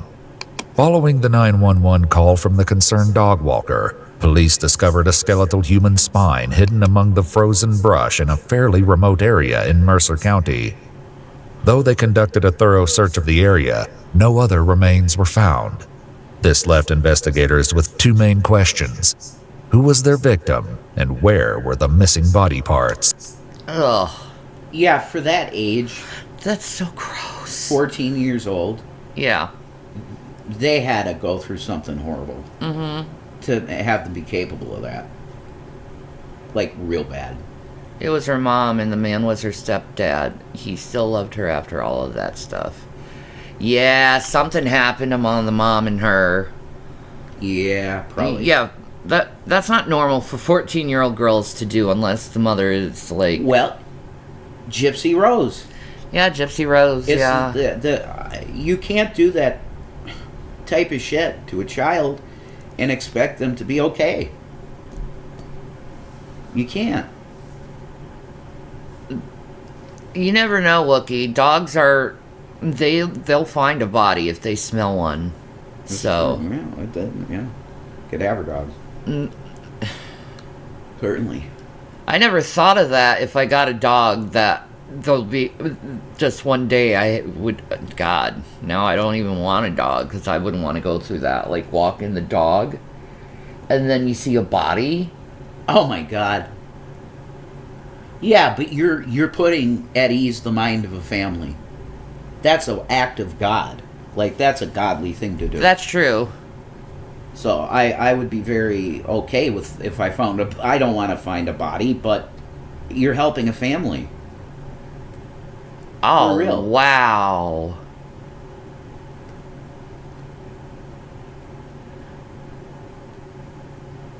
Oof. Oh my God. I can't think about that. Despite a DNA profile being uploaded to NamUs, a police database for missing... Yeah, that's a hip and thigh bone right there. Certainly. You see the ball joint, the hip, People are fucked up. the thigh. Okay. persons cases, the identity of the victim remained unknown. That all changed in 2020 when a Bureau of Criminal Investigation agent working on cold cases connected the profile of a missing persons case in Columbus, Ohio, with the timeline of when the skeletal spine was discovered. 21-year-old Ryan Zimmerman was reported missing at the end of November 2015, just 2 months before the 911 call. Ryan had last been heard from a month prior in September. After contacting Ryan's parents, He looks like William.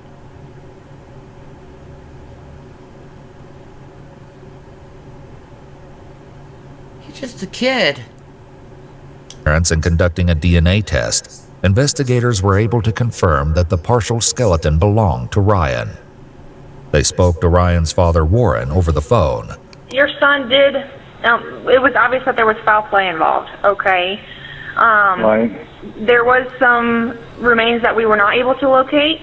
Okay. Oh my God, I would just die. I would just die.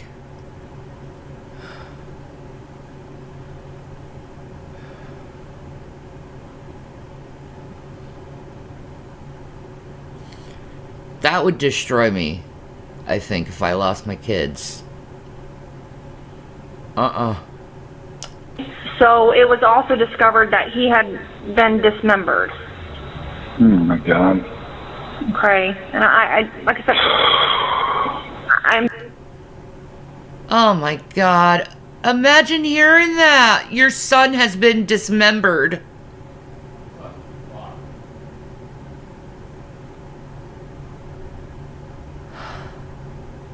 Yeah. I just... Oh my God. He looks so much like William, too. I'm sorry to tell you that over the phone. We did not find portions of him being the lower portions of the legs, the lower portions of the arms, or the skull. Oh my gosh. So, okay. The location of Ryan's skull was like something out of a horror movie, but that would... Jason, look how much he looks like William. Oh my God, I can't. My babies are everything to me. Horrible shit, man. He looks so much like William. It's painful to watch this. No, I'll watch it, but I mean, he looks so much like William.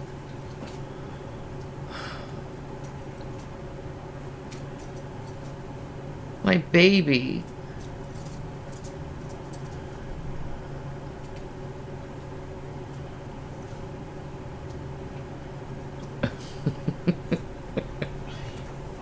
Bitch. You're losing that much weight, hon? No, I was pulling it, actually. Oh. God damn it! the little stick thing ain't going through it. Yeah, there you go. It's because I have to pull it so back to get this in. Oh my god. There we go.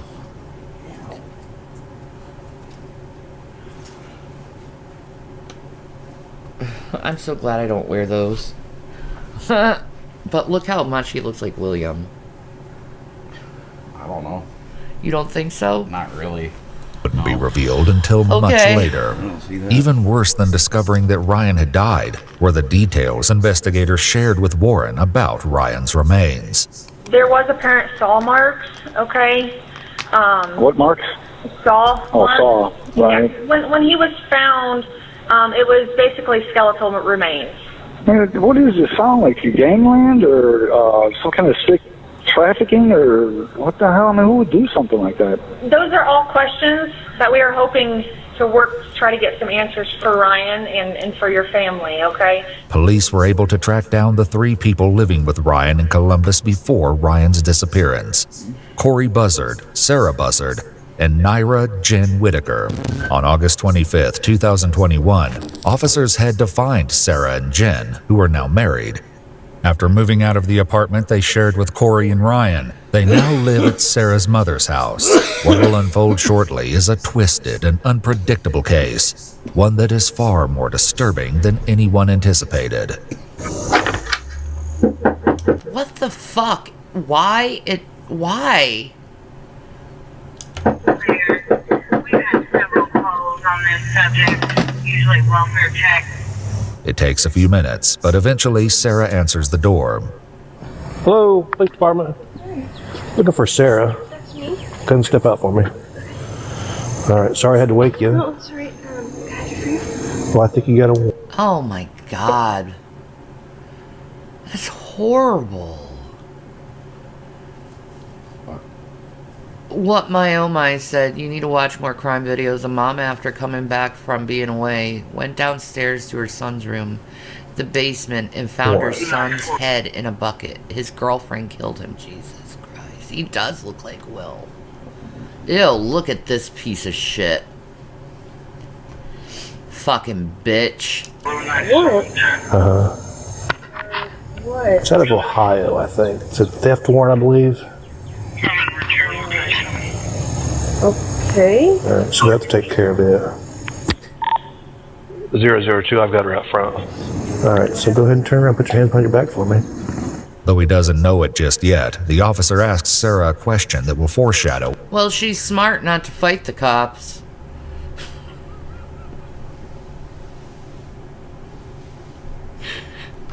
Never get resistant arrest. That sucks. Anyway.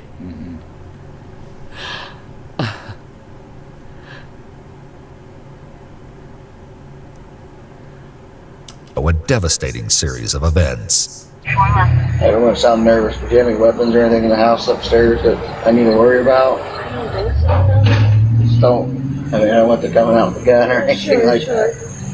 A theft charge. Sarah informs the officers that her mother and Jen are inside the home, and they soon join her on the porch.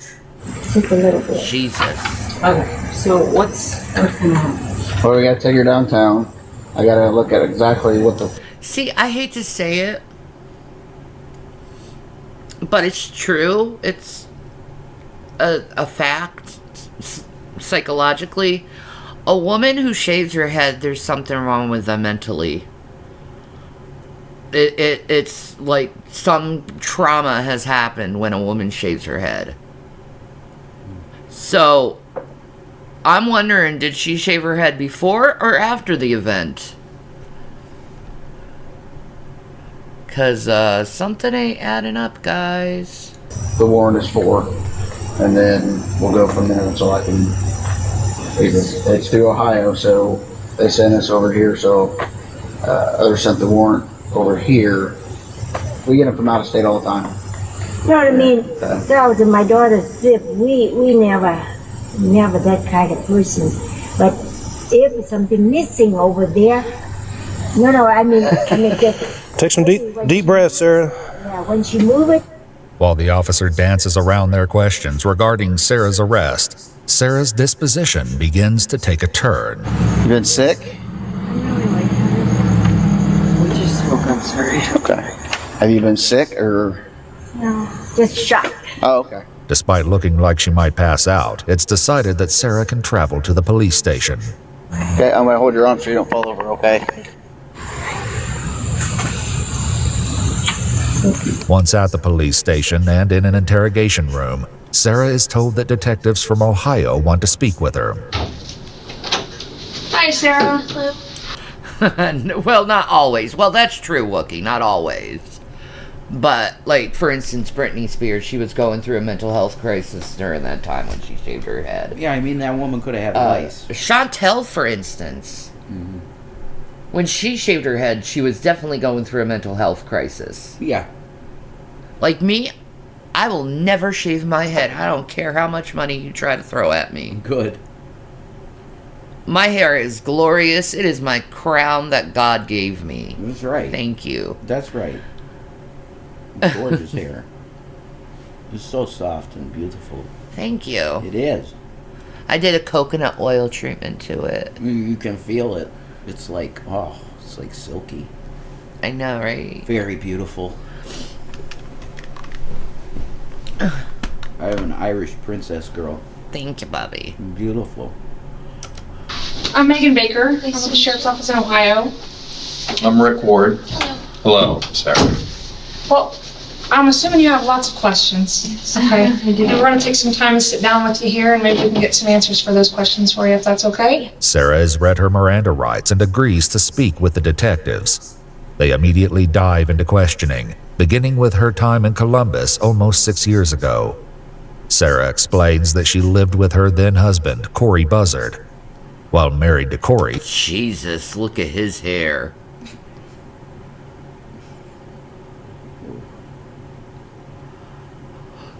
Why? Why? The person who made that dude's haircut should have their haircut and license stripped away from them. I agree. That's... What the hell? That's hardcore rough looking. Sarah had also started dating Jen, who was transgender. Eventually, as her relationship with Sarah progressed, Jen moved in with Corey and Sarah. A few months later, they got another roommate, someone named Emma. So she was shagging her husband and the trans person at the same time? No idea. Interesting. And that's a little bit about why we're here, is to talk about Emma, also known as Ryan Zimmerman. He went missing.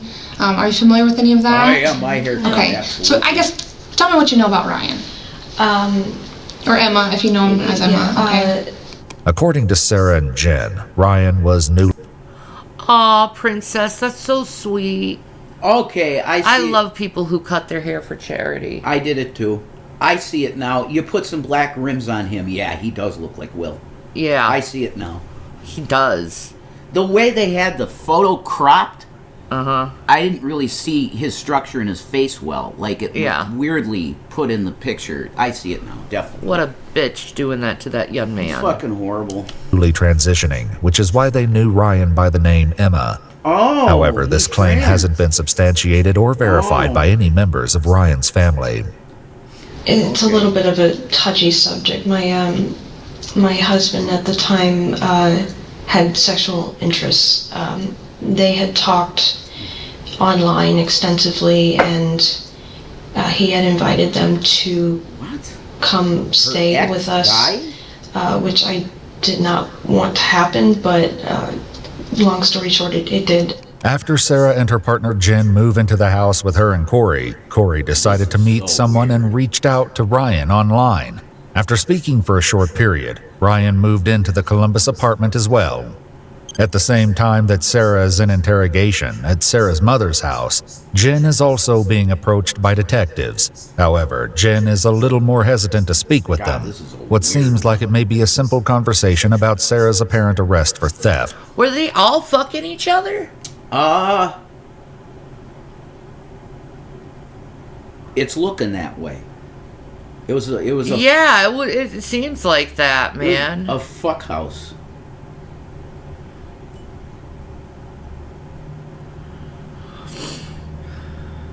Drunken peasants. When Revs shaved his head, he looked mentally ill. No shit. That's true. No shit. I have been going through mania every day for months. Almost nonstop. Yep. You know that. You lived with it. Yeah, it's... exhausting. Yeah. Exhausting. Because you just don't stop. We'll soon have a nightmarish... And you won't allow me to calm down and relax. So it's like... torture. Yeah. And no one should have to go through that. No. No one. Outcome. Please step outside. Okay, we have a search warrant for the residents too. Okay, so we're not stepping outside. We're working a missing persons case from Ohio. The Ohio Attorney General's office has a task force with missing persons. And Ryan Zimmerman lived with you guys in Columbus in 2015 with you and Sarah and Corey, September 2015, right? And he's missing. And you guys were like the last people to see him. After clarifying that Ryan also went by the name Emma, or M, Jen remembers briefly living with Ryan. The investigators will often switch between referring to Ryan as Ryan and as M or Emma. After only living with Corey, Sarah, and Jen for 2 months, Ryan was asked to leave. Sarah claims that Ryan and Corey's relationship ended, and Ryan never found a job, which was part of her agreement to allow Ryan to stay in the apartment. Because of this, Corey told Ryan to leave, and Ryan planned to leave on September 25th. This timeline correlates with the last time anyone heard from Ryan. I know that they had tried to plead with me to give them another chance, but I said that I'd already given too many chances and that it was Corey's call, ultimately. And I remember them packing, and either I went to the store or I was in a different room. I don't remember. I can't quite remember. Who was all home at the time? I was, Corey was not, and then my girlfriend was over. This is so weird. Next level. So it was a married couple that separated, and each of them hooked up with a trans person. I think so. Okay. And then I think they that's murdered the trans person. Yes. That's horrible and tragic. Very horrible. You know, Matthew Shepard keeps coming to my mind over this. Like, this is another trans murder.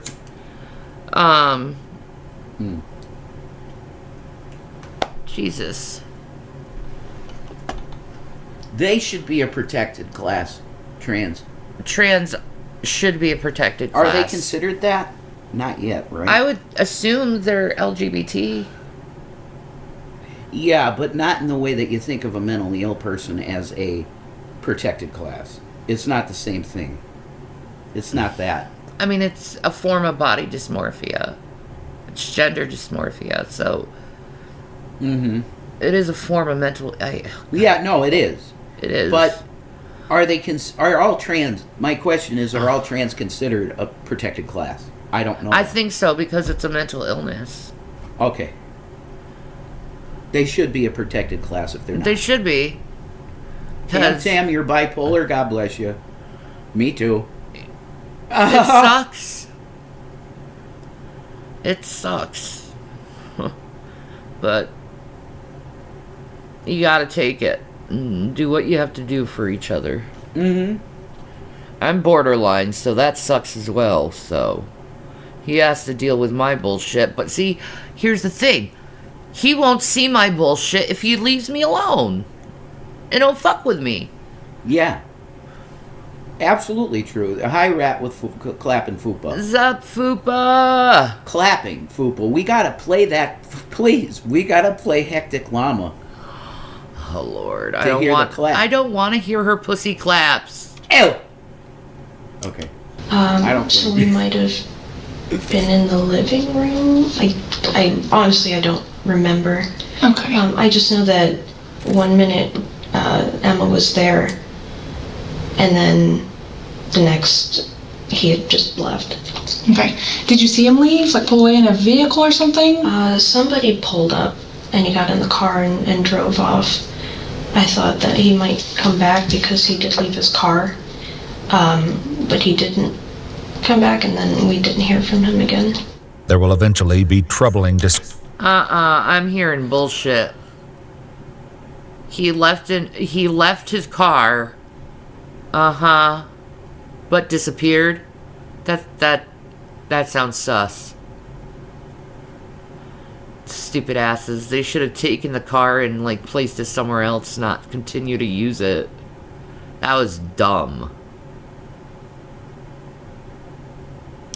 discrepancies in Sarah and Jen's stories. The detectives at Sarah's mother's house asked Jen a follow-up question about Ryan's vehicle. What kind of car did he have? Did you ever ride in the car? You were never in his car? Anime doesn't suck said would help trans people mean making them comfortable with their born gender. No. That's not gonna work. No. That's just not gonna work. No. Let them be comfortable with what they feel they are comfortable with. They're not hurting anyone. No. Okay?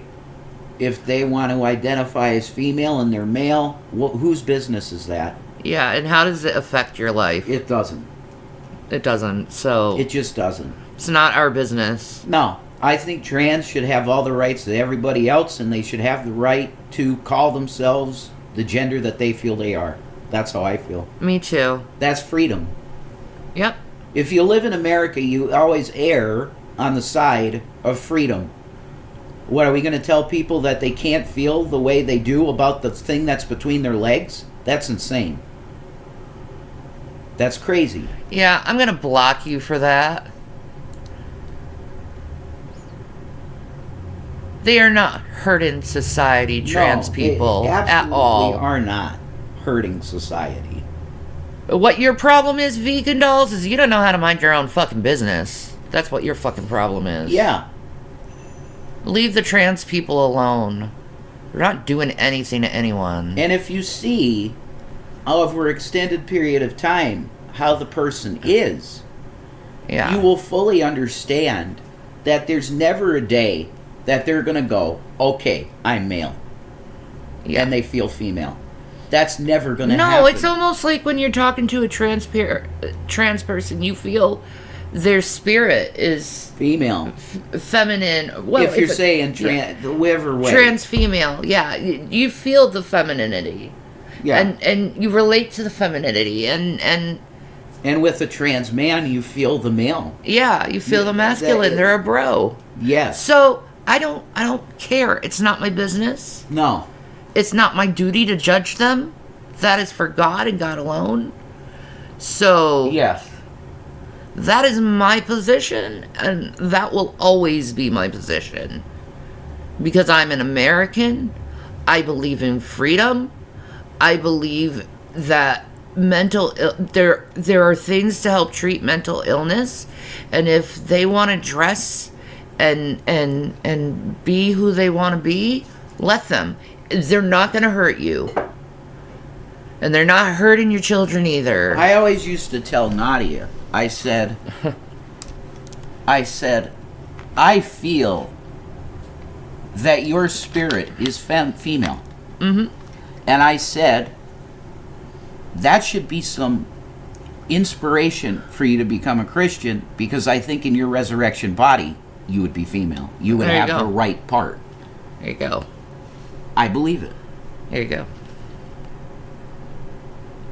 Okay. Have you ever driven it? Yes. This? Okay, to the store or something, or when did you drive it? to a gas station. I couldn't get it to start again, so I had to call a tow company to bring it back. But I was embarrassed about it because I didn't really have permission to drive it. Yeah, you stole the car. Grand Theft Auto. Charger. Yeah, with murder.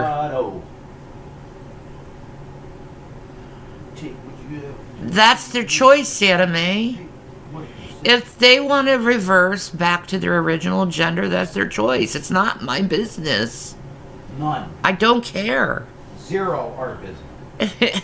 It has It's not my place. nothing to do with you. No. So did you drive it while he was still living there? No, this was after he'd left. Oh, okay. Were you by yourself during this? My girlfriend was with me. Unknowingly, Sarah has just unraveled one of the mysteries behind Ryan's disappearance. Warren, Ryan's father, had been alerted that something was wrong when Ryan's vehicle was found abandoned. Though the license plate was missing, police found some of Ryan's belongings inside the vehicle, along with the keys and a full tank of gas. Warren had taken it upon himself to knock on neighbors' doors to see if they remembered anything useful about the car or Ryan's disappearance. To his surprise, someone did. One of the neighbors said they saw the car get dropped off by a tow truck near the apartments where Ryan was staying with Corey, Sarah, and Jen. And about a half hour later, the Columbus Police Department came and wrote the ticket up and had the vehicle. Damn, I was arrested when I was 16, never got in trouble again. Well, I haven't been caught, yeah. I'm so sorry about that. Getting arrested sucks. I hate being shackled. I hate it. Towed. I'm thinking, why would somebody, it was like they wanted it to get picked up. Sarah claimed that she thought the vehicle had vanished because Ryan had returned and took it. What she doesn't add, not yet at least, is that there's an unsettling reason she'd been using Ryan's vehicle that day. Before moving on, the detectives returned to the question of Ryan's behavior before leaving the apartment. Jen reluctantly gives the detectives some background information about the living situation before Ryan left, claiming Ryan was usually in the spare bedroom and was reclusive. Jen believed that Corey regretted asking Ryan to move in with them. It was kind of weird. I guess how weird? Like, was she just kind of clingy? That's the thing too. No, Em was so. Okay, I have pretty bad social anxiety. But Em seemed to have way worse social anxiety. Okay. And how was Em's behavior then? Excessively shy. Okay. Jen also explains the reason for some of the tension with Ryan. Sorry, it's just the anxiety. Sure. I don't like to admit that I am trans, but it was just weird. Corey brought another trans person into the house because that's what they wanted. I shouldn't use gender neutral for Corey because that's confusing.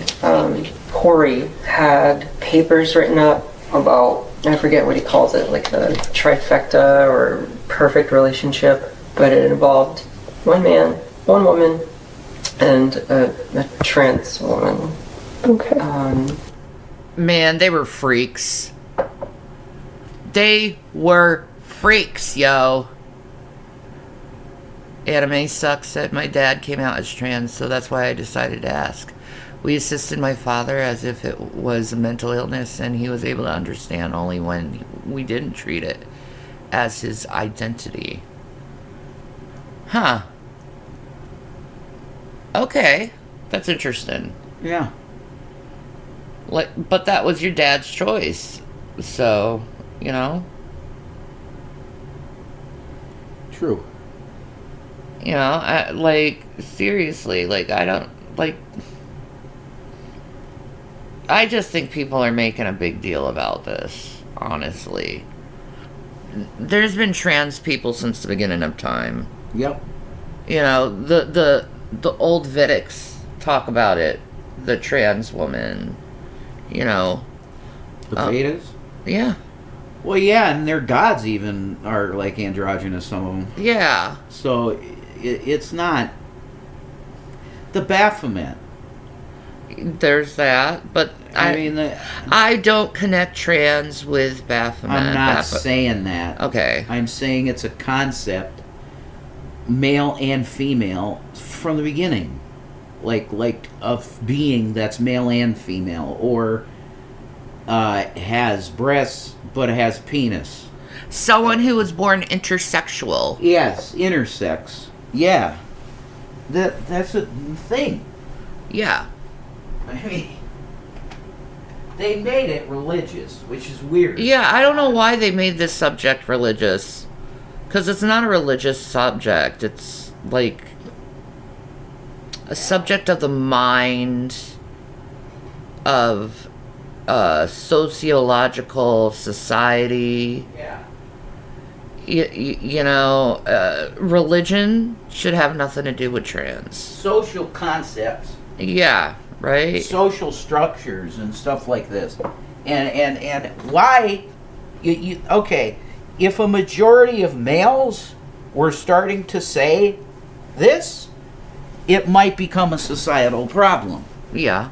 But that's not the case. It's not.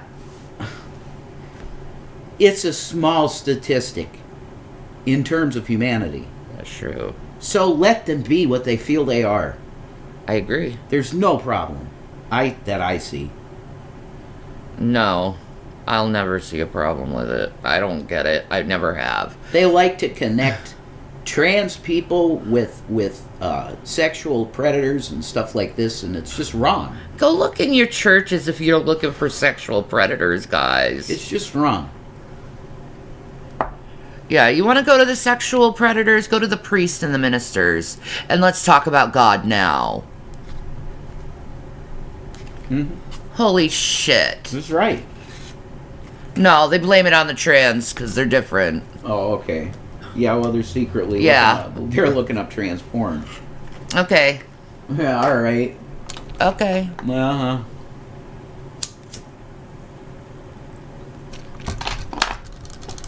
You have such a big issue with it, but you're looking up trans porn, and you're looking up trans stuff all the time.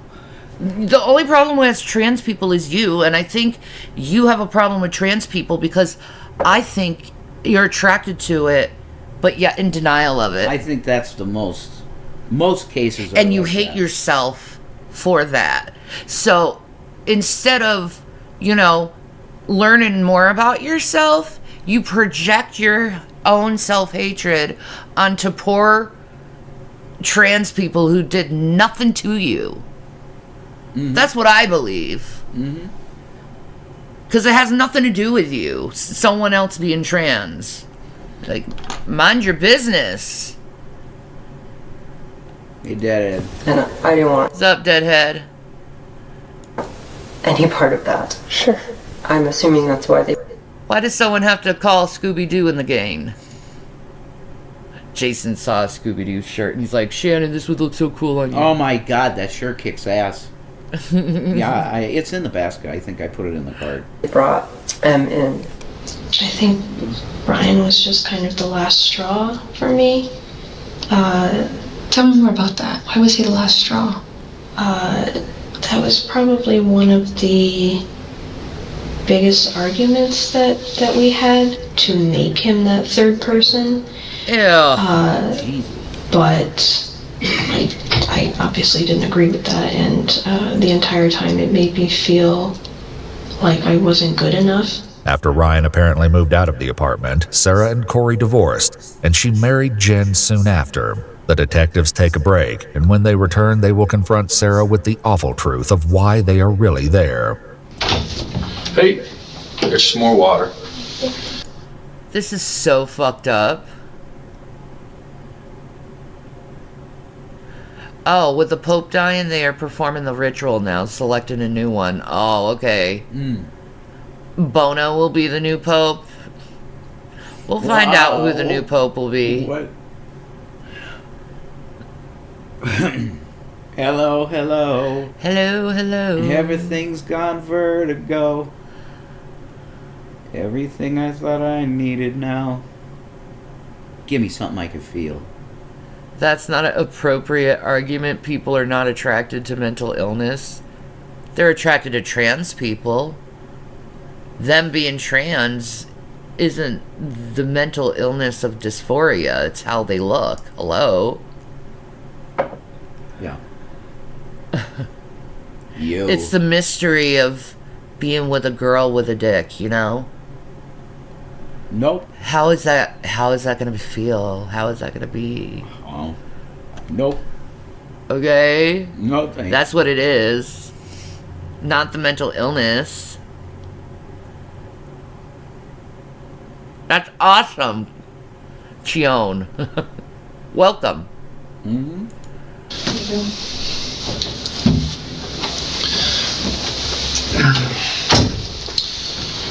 Sarah, I don't know if you know this or not, probably not, but you're talking to Jennifer right now, talking to your mom, and also talking to Corey. And there's major inconsistencies about this with your involvement with Ryan. And you know Ryan is now deceased. He is? He's been murdered. So we have Corey is talking. That was a delayed reaction. He is. There's her reaction. A pause and then think about something real quick. He is? Question.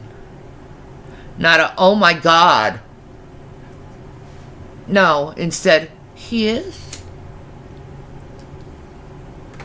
Usually when people aren't guilty of something, they're like, oh my God. He is? Okay. I believe you. Talking to the Columbus police detectives right now. We just get off the phone with them. The detective isn't being entirely honest here. While officers have managed to track down Corey's new residence, Corey is proving less than enthusiastic about the prospect of speaking with officers. You're not in any trouble. I don't have an arrest warrant, nothing like that, Corey. Okay, we just want to talk with you because your name was brought up as a witness in a case I'm working. A homicide. Homicide? A homicide. I don't recall witnessing any homicides. Okay. Homicide. See, there's the question again. Not, oh my God, who? You know, you hear homicide, you're like, oh my God, who? What happened? What's going on? Not homicide? Mm-hmm. Bro, you freaking know! Homicide? What? Ah, man, they're shitty liars. We're just wanting to talk. That's it. Okay? Mm-hmm. That's it. I haven't lied to you at all, Corey. Okay? It's about Ryan. I don't know who Ryan is. Ryan lived with you for a while. Emma? He also went by Emma. Okay. He was a roommate for a while. Okay. Okay. That's what we're here to talk to you about. Not without counsel. Okay. Do you have an attorney on hand? Guilty. Yes. Okay. Do you think they would meet us down there? Can we make an appointment? I'd rather get this done. Not without counsel. He's smart, though. That's smart. That's smart. He's guilty as shit, but that's smart. No diggity said get a lawyer, Corey. Yeah, I have to make some calls. Bro, I need to find a lawyer, like, quick. He don't have money. He can't afford a fucking lawyer.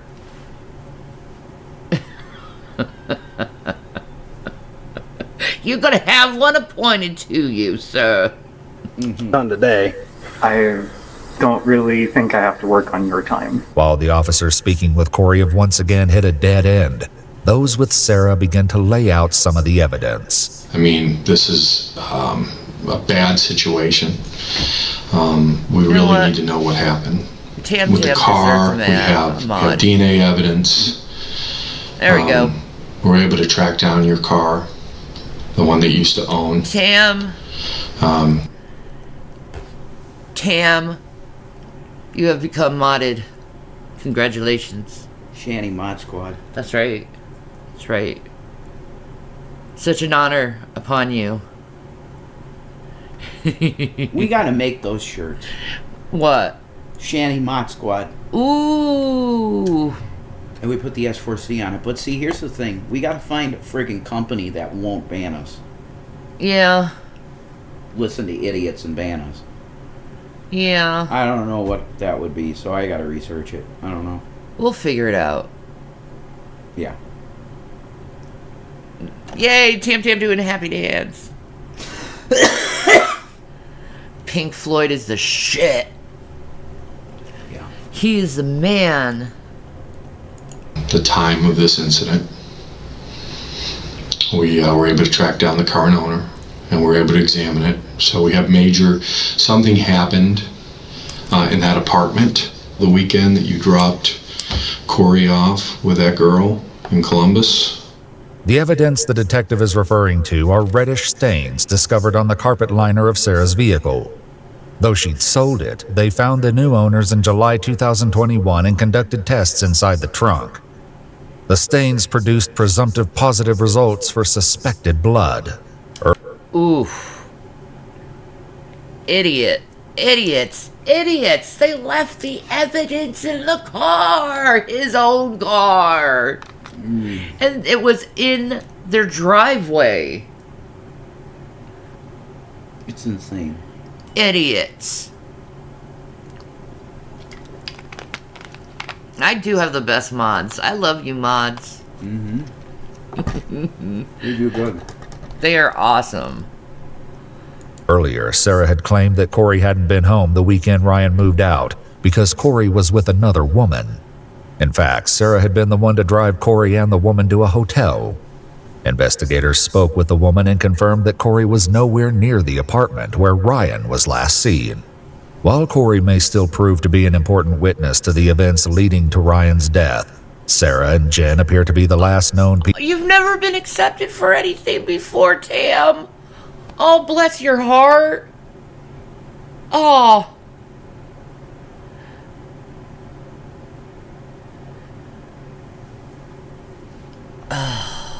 People to see Ryan. You trolls are annoying. You do know that, right? No, I'm happy that that's going on because that could be money. It's the drunken peasant people. Oh, God. What do you want with me now, drunken peasants? No, they're just making fun of the book. Make it famous. I don't care. All press is good press with that. Anyway.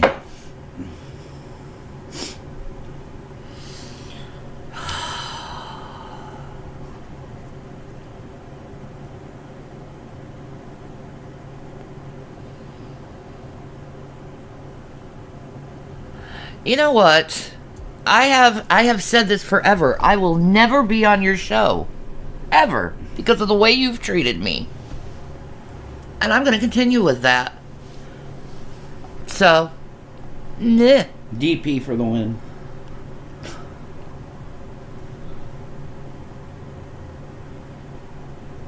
I don't care. So please just tell me the truth, what happened. Corey's given a whole nother version of what you just said. Please tell me the truth. Well, I'm glad you feel accepted. Oh my God, I'm making people feel accepted and loved. That's so cool. That's great. That could only be a good thing. They can't quit you, Shanny. I know, right? It's like, what do you want with me now? They can't quit you. No. They have a crush. They do. I mean, they pretty much have admitted it. Like... They got a crush. Well, they just gotta realize that I'm not interested. They're just atheists. I'm a lady. Thank you. You love Jesus. I do. I wouldn't do that to him. That's right. I don't cheat. See? I'm not comfortable talking about this. We have a... Oh, I'm not comfortable talking about this. I don't give a shit, bitch. There's a dead guy. There's a dead woman. Let's respect, There's a dead woman. Yeah. Dead woman. I don't want to talk about this. It's not always about your feelings. Yeah, well, ma'am, you got to answer some questions. Oh man, she looks guilty as sin. What did they find in the pot? We're still wondering. Yeah, what oh my God. What is in the soup pot? This is horrible. Was it an accident? Yeah. I don't know what was an accident. With Ryan. I didn't even know that he was dead. Sarah, come on. Sarah, Is there please. someone that I can talk to? Well, you can talk to us. I just want the truth. The other officers also confront Jen with the news of Ryan's death. We're trying to find Emma, and we were somewhat successful in that. Okay. Wait, what? Somewhat. Mm-hmm. What leads? That's we need you to fill in the gaps, because whatever happened to Emma happened in the apartment where you guys stayed at, and we've recovered evidence from the apartment. We recovered evidence from Sarah's car. Right. Idiot. So sad. I like the way you work it. No diggity. Oh my God. Blood. Wait, whoa, what? Mm-hmm. Blood from the trunk of the car. Blood from the apartment by the bathtub, where in part of Emma's body was discovered it was dismembered. Even though they'd all moved out by early 2016. That's so fucked up. This is one of the most weird that we've seen. Oh my God. How can you stomach dismembering I don't know. a body like that? Like, It's demonic. It's demonic. Like, how do you not like break down and like cry or like? It just seems like the worst thing a human could possibly do is take another's life. Like, I've killed ants and felt bad. Okay, so it's. I couldn't imagine doing that to a person. But like, these people do this to the people all the time. Like, how does your conscience not affect you? Like, I don't know, man. Baby, you're a perfect 10. I want to get in. Investigators were able to access the apartment where Sarah, Jen, Corey, and Ryan had once lived. In July 2021, a month before they spoke with Jen and Sarah, authorities visited the apartment and asked the current residents to leave while they conducted tests throughout the building. Under close examination, several areas in the bathroom reacted to a chemical reagent indicating latent blood residue, including the bathroom floor and the cabinet. No way. There you go. You cannot get away with doing this stuff. Ever. They have chemicals, they have things where you will get caught. So it's just best not to do anything. Keep your P's and Q's. Stay to yourself.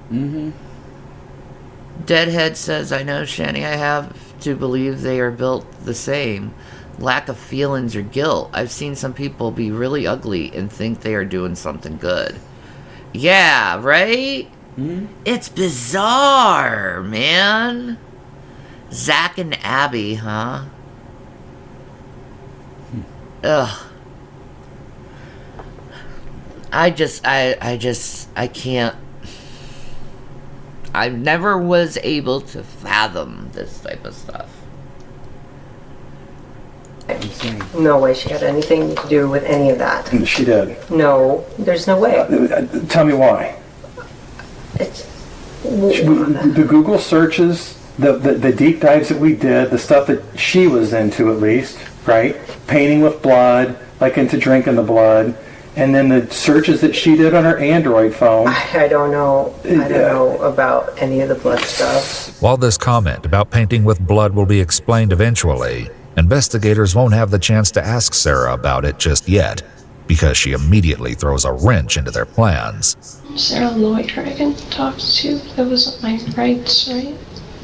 Well, that's your decision. We don't advise on that. But all we're asking is for the truth. I don't know what to say. The truth, maybe? I've said what I remember. And you're telling me that's the truth. That's what I remember. This is going to be your only time to talk to me and Megan. After this, we're not allowed to help. So. And what happens to me after this? You're going to be booked in the local county jail here. I mean, we wouldn't be doing this if we didn't have physical evidence. Good luck getting bail. You probably won't get any. They usually don't do that with murders. Your bail is usually revoked when it comes to murder laws and stuff. That's why I was giving you an opportunity. Okay. All right, Sarah. Thank you. Once again, the detectives leave Sarah alone. In contrast, those speaking with Jen lay on the pressure. This is a fever dream. I'm sorry? This is a fever dream. I know this feels like a nightmare now, so we need you to fill in the other parts of this thing because this isn't a nightmare. Emma's dead. Emma's dead? Emma's dead. Corey's dead? No. No, Emma's dead. Okay. Did Corey have you guys get rid of his issue? He ain't like Emma coming up. Emma's not what he expected. The selfies didn't show what Corey had wanted. Comes up, Emma's completely shy, reclusive, nothing what Corey expected. Corey went away for the weekend for you and Sarah to get rid of his problem. Corey and Sarah were fighting a lot over it. Let's just get rid of the problem. There's no way. So what happened? There's no way. It isn't long before the detectives decide to once again try speaking with Sarah, and this time they will hear a stomach-churning confession. So, Megan here has something she wants. Isn't it how she's acting completely innocent? Like, but I can see through her bullshit.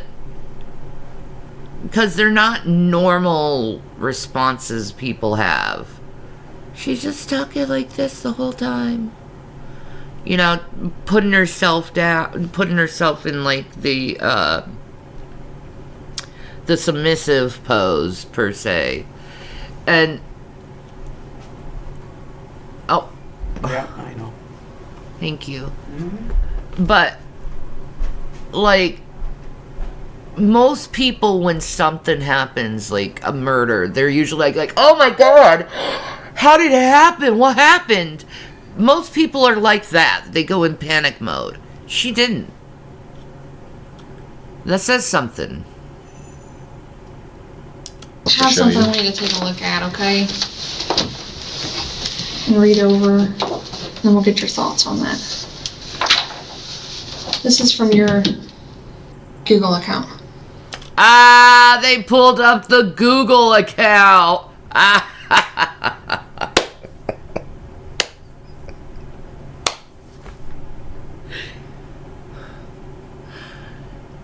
Here's a little rule. Never, ever speak about anything illegal on the internet. You will get caught. Dumbass. Cookie Pop says police here been investigated by the Justice Department twice now and told to change stuff. They never do though. Interesting. Deadhead said body language is interesting, not usable in court. Some people can fake it, others don't react the way others do. Yeah, that's true. It's not usable in court, but you know, if you're gonna deal with someone, you might as well know where they are. You know, use your instincts. Okay, these are your searches on your Google account that you said you only had access to. Sweaty Patrol, even with a VPN, it's dumb to Google anything that could incriminate you. I know, right? Like, stop this, people. You guys are dumb. I'm not gonna get caught. Uh-huh. So easy to get caught nowadays. It's just best not to do anything. Just stay within the law. It's not that challenging. So flip through these pages. Yeah, look through them for and us. take a gander at that. After seeing the evidence within her own search history, showing that she looked up how to start Ryan's car out. Jugular vein? How to start a Ford Focus multiple times. Oh, man. Dude. After it broke down, Sarah begins to unravel. What's gonna happen to my family? Well, we'll talk to your family, okay? And you'll get to talk to your family, okay? We can work through this. One thing at a time. This is the first step. That's smart they brought in a female to talk to her. Because they're guessing that she's intimidated by males, so bring in the female with a soft voice. I care about you. You know, the whole bad cop, good cop type of shit. Smart. Psychologically speaking. Okay, look at me. I'm scared. Okay, I understand you're scared. Okay? All I've ever gotten was a speeding ticket. And you're an honest person. Sarah Boone, the suitcase murderer.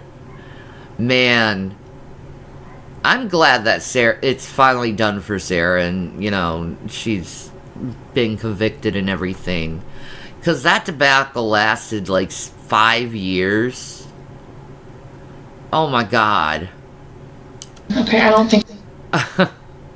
Sarah Boone is an interesting chick, I'll say that. You're a bad person at all. Sarah, let us help you. Go ahead and start from the beginning, okay? It was an accident. Okay, it was an accident. Accidents happen every day. So what happened? I was angry. Okay, I get angry too. And I knocked him down. Uh-huh. When he came out of the bathroom. And I choked him.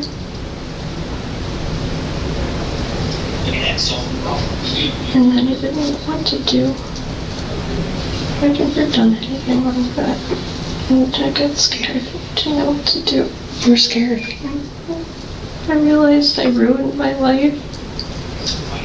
While the detectives speaking with Sarah have finally made some headway, those with Jen are hitting roadblock after roadblock. I'll be honest with you. Well, she confessed. It's been eating you up. All she needed was a female cop to confess. Just a gentle voice, nudging her a little. Cops are so good now. They're very well trained. Very well trained. I'm impressed. Kudos to the police officers. Yeah. Is it eating Sarah out? I mean, people can have differences with people, right? Have a good one, Tam Tam. Enjoy your spaghetti. But to this extent, you know, it would eat somebody up, literally. I mean, you would be not sleeping well, not functioning well. You know, it's a lot, right? No, that's a lot. Yeah, it is. But no. Oh, you talked to the boss? Yeah. No, I wasn't aware of that. I've been living fine. Okay, so maybe things were fine. Things were fine until Emma came along, and then things weren't fine. No, if you want to go back to that, no. But even then, no. But no, things have been fine. There was no murder weighing on us. While Jen continues denying any knowledge, Sarah is telling a very different story. I put him in a chokehold and knocked him down. Did he pass out? Were there words exchanged? He passed out. Okay. And I didn't let go. Mm-hmm. And then it was too late. He stopped moving. He started turning white. And I couldn't go near him.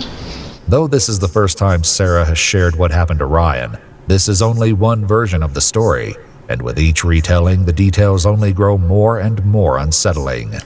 Jesus. She changes her story. Well, you know,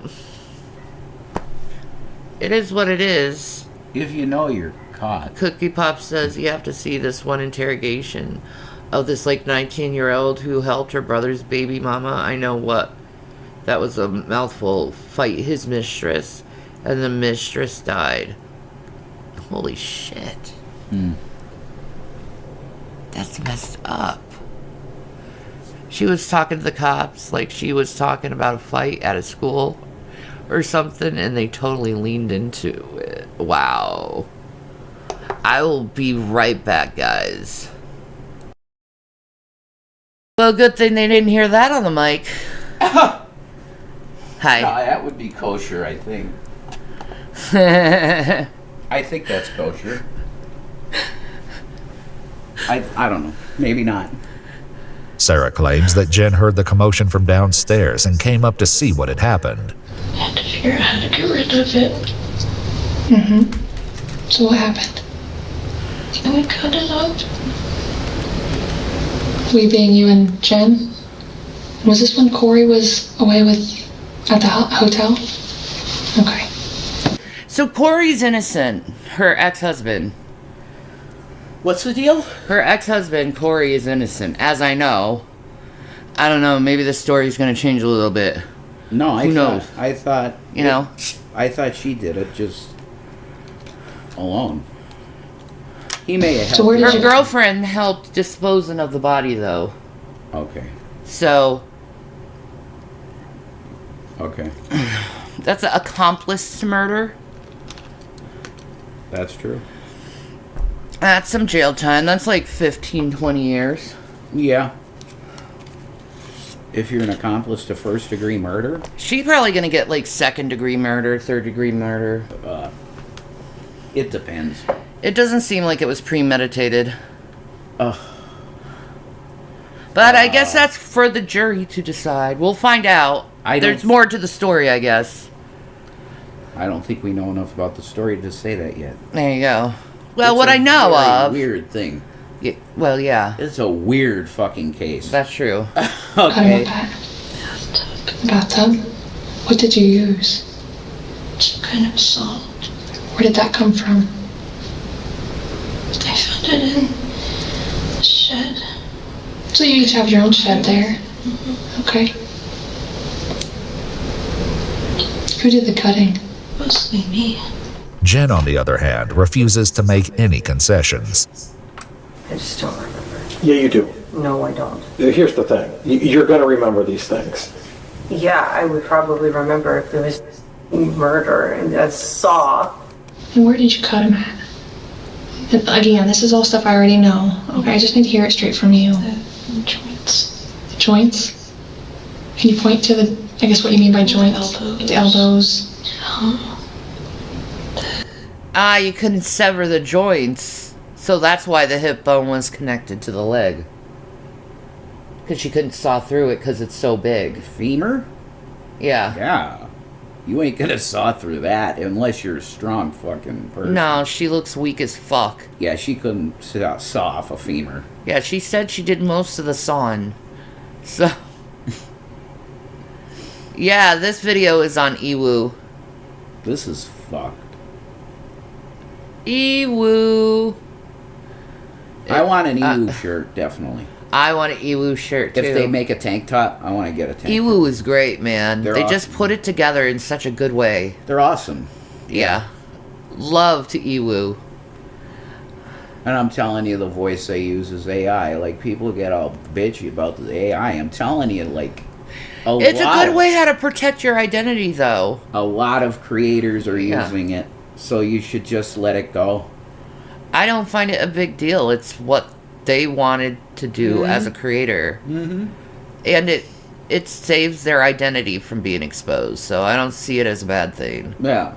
Some of them Kazoom did. That's awesome. How awesome is that? Mm-hmm. That Kazoom did some of the voiceovers. I know, right? I love that. It's like, dude, it's like we used to talk to him all the time. All the time. I bet he made nice money on that. Oh, yeah. Because the Ewu videos get 6 million, 7 million I know, views. right? He probably got a nice paycheck. The wrists, ankles, knees. And then up here, on the neck, okay. Does Jen help cut him up? Not really. She wasn't feeling well. She got kind of sick. Okay. So I took over most of it. But did she help a little bit at the beginning? God. Fucked. Ugh. It's really fucked. Oh my God, this is so gross. It is. Oh my God. What made the person go off so bad to not just kill them, but chop them up and all this shit? Like, my God. This woman's a psychopath. No one should be protecting her. Is the current thought that she conspired with the Corey dude? Maybe. Or Corey knew about it. The way he acted, he knew about it. Yeah, it seemed like he knew about it. I don't know. I don't think I know about any homicide. Really? Is that your response? My response would be, oh my God, I lived with that person. This is horrible. Mm-hmm. That's horrible. He goes, I don't think I know about any homicide. You're guilty. Mm-hmm. Immediate. Like I'd pick that up and you're guilty. Turn around. Turn around. You're going in cuffs. You're under arrest. We were both really scared. One of the officers in Jen's interview steps out of the room to take a call, and when they return, that person should have freaking called the cops as soon as she saw the dead body in the bathroom. Mm-hmm. They should have called before anything happened, because this was building to something bad. Yeah, this is disgusting and gross, and I would never do this. Okay, the woman that's in the interrogation room and the Corey dude were together, right? And Corey wanted to bring this Emma trans person into the relationship. Yes. So Corey wouldn't have wanted to kill her, Emma. I don't think so. He wanted her in the relationship. Yeah. So it's the wife's guilty. You think it was caused by jealousy over Corey? And I think Corey helped his wife or ex or whatever the fuck she is to him in disposing the body. Huh. That's what I think happened. Interesting. That's what I'm seeing so far. This person, they have news that will a third that they had in the relationship? Yeah, it's her girlfriend. The woman, the wife's girlfriend. Yes. Okay. flip Jen's denials upside Also down. trans. Got an update. Also trans, okay. Sarah just admitted to everything, and you helped dismember the body. She admitted to all of it. Okay. So fill us in with what's going on, right? With the car, you're going to remember everything. So at this point, Sarah is spilling the beans on the whole kit and caboodle. You're done. You're done. Freaking sink her now. Sink her. Okay, this is what we told you before. We knew where we were at. So this amnesia that you have isn't going to work because now you're implicated in this as well. I don't have amnesia. Then fill it in. Fill it in. I didn't do that. I just got the phone call from the analyst that's listening in on the interview, and she's coming clean, right? They're watching it live. Okay. She's coming clean, and you helped dismember the body with her. Yeah. Sarah's not going to be able to do this by herself. Yeah. And if she said that, then she's lying. You just said before Sarah wouldn't lie. She's not lying. I didn't say she wouldn't. So who's lying here? It's not Sarah. It is definitely Sarah. If she said that, yeah, I would remember that. Just to the point because you're being implicated now. So now it's a lie. No. We just want to get Emma his family's. Yes. Where did you guys go then with the body? All right, let's get to this part here. Where did you go with the body after it's dismembered? And don't say you don't know. Because I don't have to say I don't know for that because we didn't do that. Luckily for investigators, Sarah is giving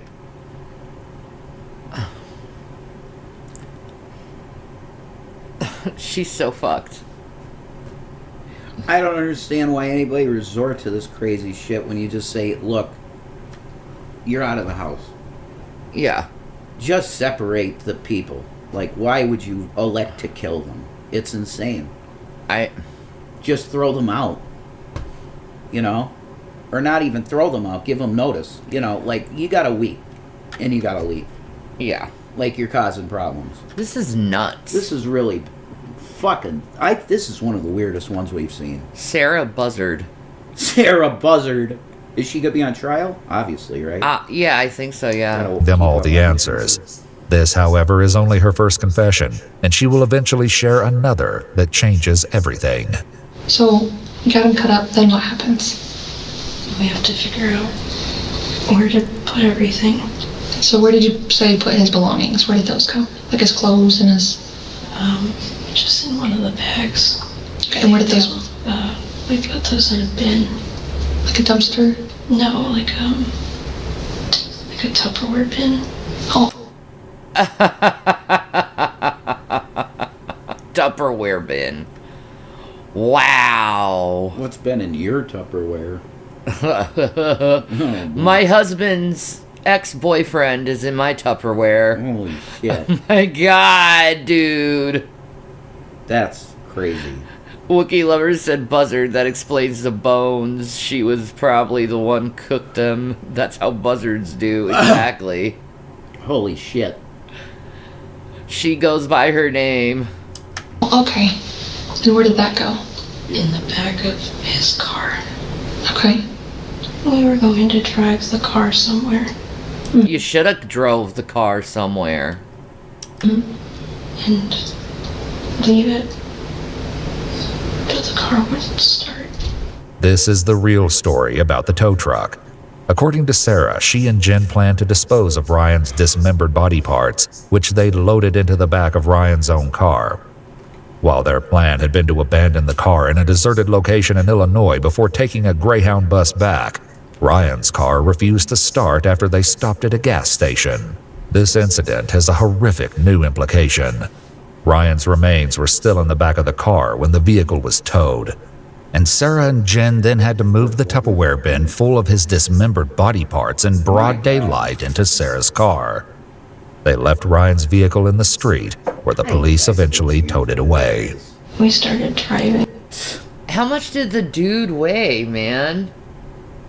Well, I mean, that had to be some heavy frickin' Tupperware bin. Jesus Christ. It's a whole body. That's heavy. 130 Tupperware pounds. bin, that's insane. Can a Tupperware bin carry 130 pounds? Oh, they mean like the big ones. Yeah. The Rubbermaid. Yeah. Yeah, you could probably... I don't want to think about that. It's just memorable. Oh, let's see. Could that work? Or you fit a body in that Rubbermaid tub?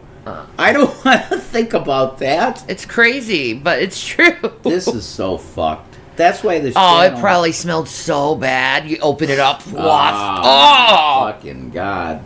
Death. Just the smell of death. There's a smell you'll never forget. Formaldehyde was the It'd worst. probably thing. be in your nostrils for weeks, smelling it, and thinking about it, wanting to vomit. That's why we gotta love our cops. Yeah. Because they do every once in a while have to deal with this shit. That's true. The smell of a body and the trauma of finding out what happened to the person and all of this shit. That's true. That'll fuck you up. That's true. I love those cop shows like NYPD Blue or something, and it's like Dennis Farina, the real old fucking cop, and he's like, you don't know what I seen. And that's the truth. That's true. A guy that's on the beat for 40 years, holy shit. Yeah, they've seen a lot. I forget it. Like fathers. Yeah, God bless the cops, man. They're awesome. Yeah. The guys that are good are so good. They're heroes. They really are. And same goes for firefighters and EMTs. They're all hero people. Mm-hmm. They're all heroes. That's the horrible shit. Trying to get rid of little things at a time. Along the road, or is there special spots? In public dumpsters. Okay. So did you dispose of like his limbs in different spots? Okay. Do you know where those spots are? We just stopped wherever something looked okay. It seemed like secluded or something like that? Like couple gas stations.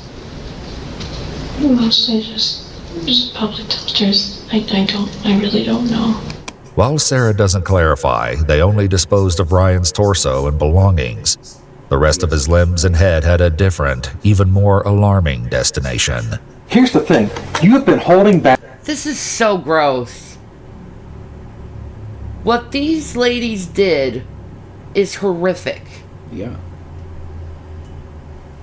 And, it's a horrible case. They should never be on the streets again. No way. No ever. Way. Nope. I don't care how soft-spoken this bitch is. She literally killed someone, decapitated them, delimbed them, and threw each body part in different places all over the place. I think this Corey guy helped her dismember it. Yeah. Back this whole time with all of this stuff because I don't think you thought Sarah was going to be honest about it, but she is. Oh, okay. So let's do the right thing. And you wanted to do the right thing, right? So tell us about that. About please. What? About the dismembering it and then where you went from there. I didn't dismember anybody.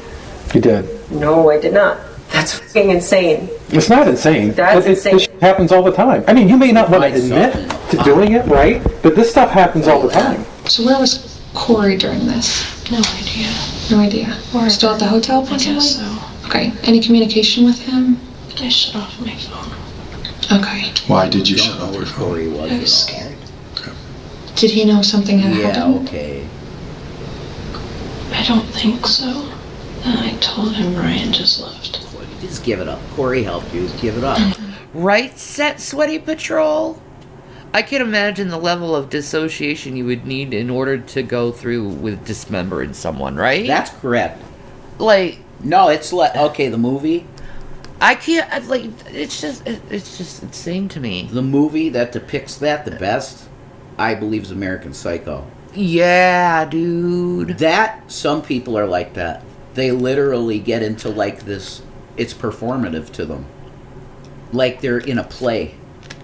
That's true. They're a character in their own play. Mm-hmm. And they're just fucking chopping body parts up. And they're like, yeah. Mm-hmm. Like it's a play. Yep. That's real. Mm-hmm. So, but yeah, I agree. For most people, it would be dissociating. Uh-huh. Because it's so horrific. Yeah, I just... She's so little and just fragile looking. Yeah, like, that's true. You would never guess this. No. Never. He didn't ask any questions. Despite several attempts to get Corey to speak with police, Corey steadfastly refused. I have no idea what you're talking about. Okay, so you don't know Ryan? I don't. You don't know Ryan? He didn't live with you at all? Yeah. I'm not going... I know you have PPD and I do too. I still can't imagine that level of dissociation. Me neither. No. Because we're human. We still have...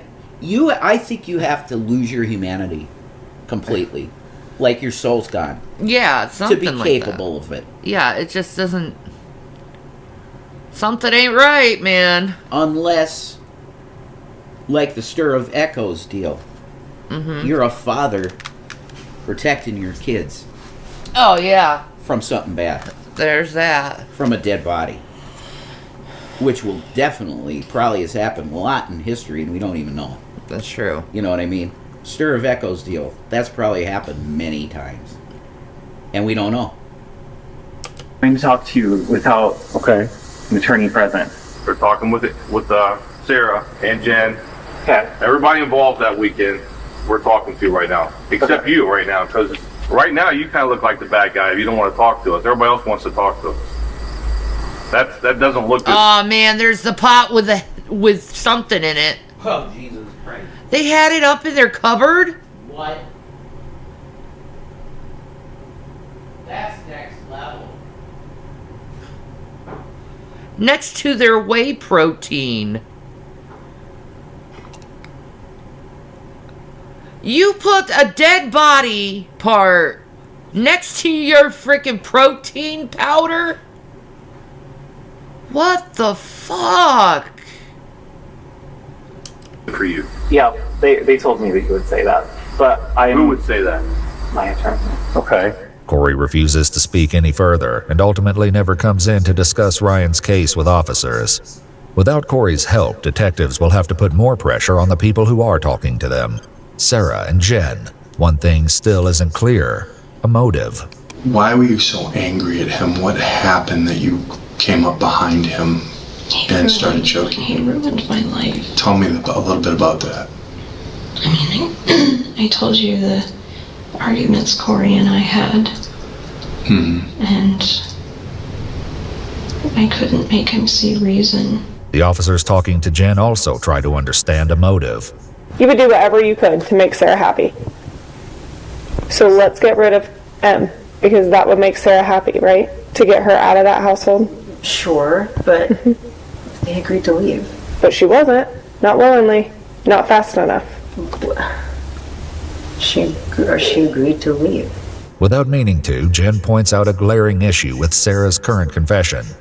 If Ryan had agreed to leave, why didn't she simply let that happen? This exact question will be central to the story Sarah tells later. Good point. Why didn't she let him leave her? Can someone explain that? Did Jen know that this was going to happen? No, but she was there for me. Sure, she's your support. You said that. That's what support people do and provide for you. I'm worried about what's going to happen to her. I understand that. We understand, and we appreciate you talking to us openly. The detectives have no reason to assume that Sarah means anything more than simply worrying about Jen.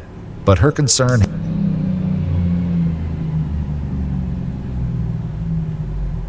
hints at a disastrous turn of events soon to come. Bro. The fuck?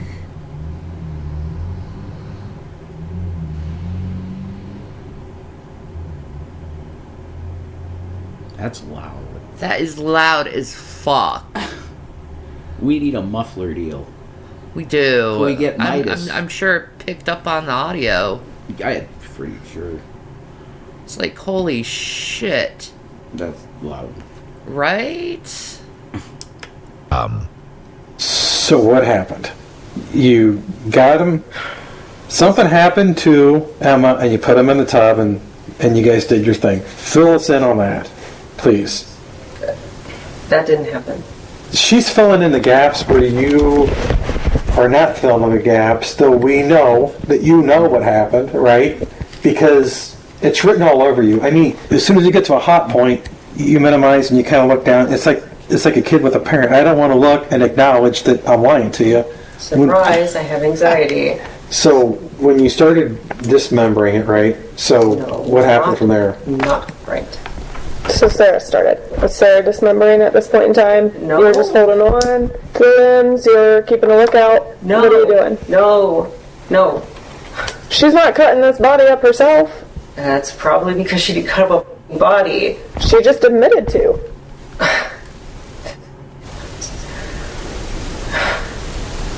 No, she didn't. She did. Yes, she did. The detectives attempt a different approach to get Jen to talk. Man, this bitch ain't... She's stubborn. Yeah. She like, no, I ain't admitting to shit. I didn't do it. Wasn't me. Mm-hmm. Okay. It's more beneficial to go, this is where it is. And it shows that you're wanting to make things right. You want to get things better, and you're showing remorse. Because the judge, I'm back in our not county... remorse because I don't know how to process this. And I'm not showing remorse. There's no remorse to be had. So getting rid of it. Wow. Unless you're protecting yourself or others, there's something wrong with you if you do this crap. Yeah, exactly. Like, what the fuck? Yeah. This bitch is like, there's no remorse. You know that's going to the judge, right? He's going to hear that. And that's going to be part of your sentencing because of the remorse thing. Yeah. You get less time if you show remorse. Mm-hmm. Oh my god, she's dumb.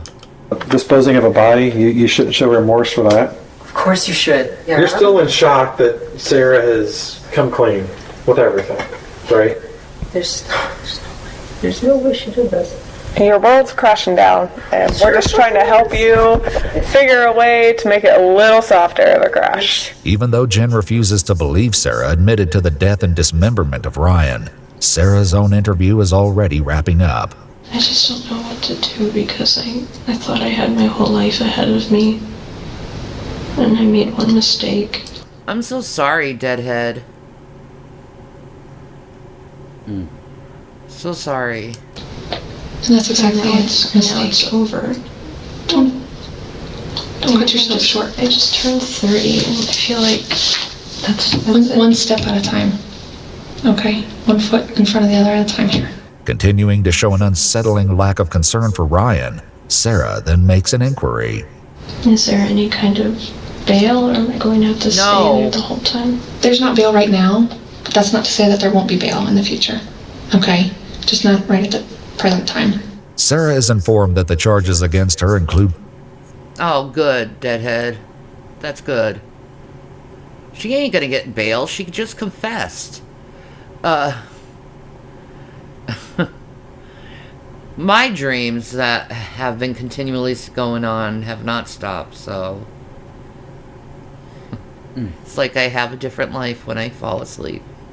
Wow. Tampering with evidence, grand theft of a motor vehicle, abuse of a corpse, and gross abuse of a corpse. Okay, I appreciate you being honest with us. Because that's the kind of person you are. Thank you, Sarah. I hope it doesn't... We'll give you a few moments, okay? One of the officers who had been interviewing Sarah heads over to Sarah's mom's house in order to take a crack at Jen and see if he can break through the unrelenting denials. This is where everything goes horribly wrong. Oh my God. What is about to happen, folks? Oh my God. We're about to see some fucked up shit, yos. I think so. Oh my God. Same here, Shanny. It's trippy if you think about it enough. It's almost like dimension jumping while you're dreaming, huh? Yeah. It is. It is. It definitely is. It's like I go to sleep and my life and my dream continues on. It's like the same dream I've had since my parents passed. But it's like another life. I am fully convinced that dreamscapes exist. It's not. I've been to places in dreams that I couldn't make up in my head.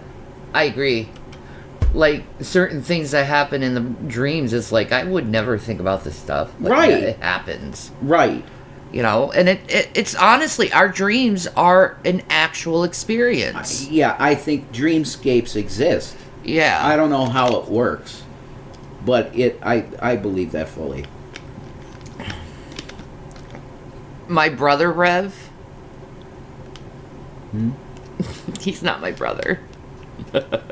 He's a little more than that.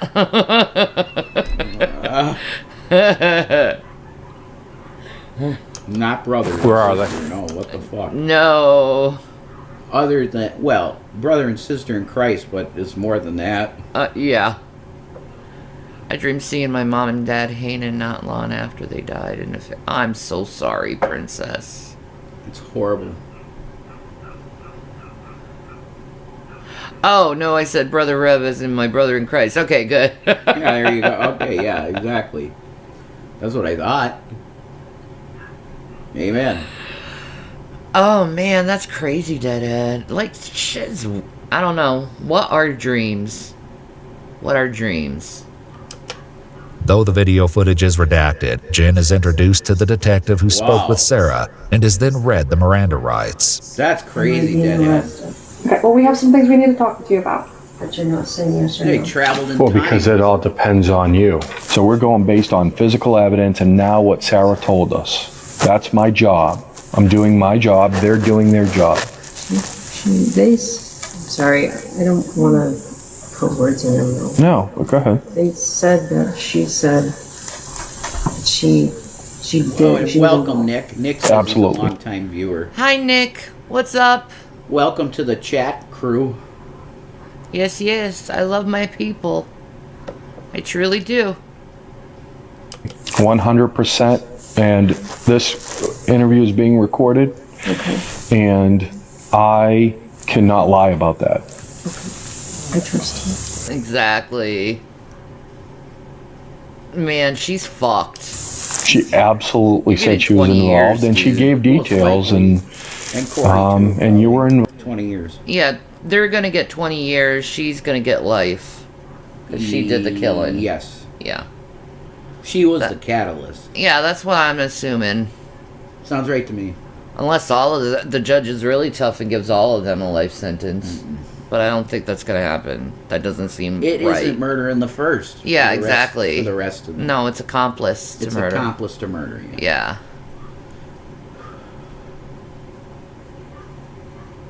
Interesting. involved in those details. I mean, I'm not making it up. I don't know how I was involved. Well, she told us how you were involved, but I don't want to go into those details. On the dream thing. What? A very big allure to getting the brain chip is going to be, hey, your chip can record your dreams and you can watch them back.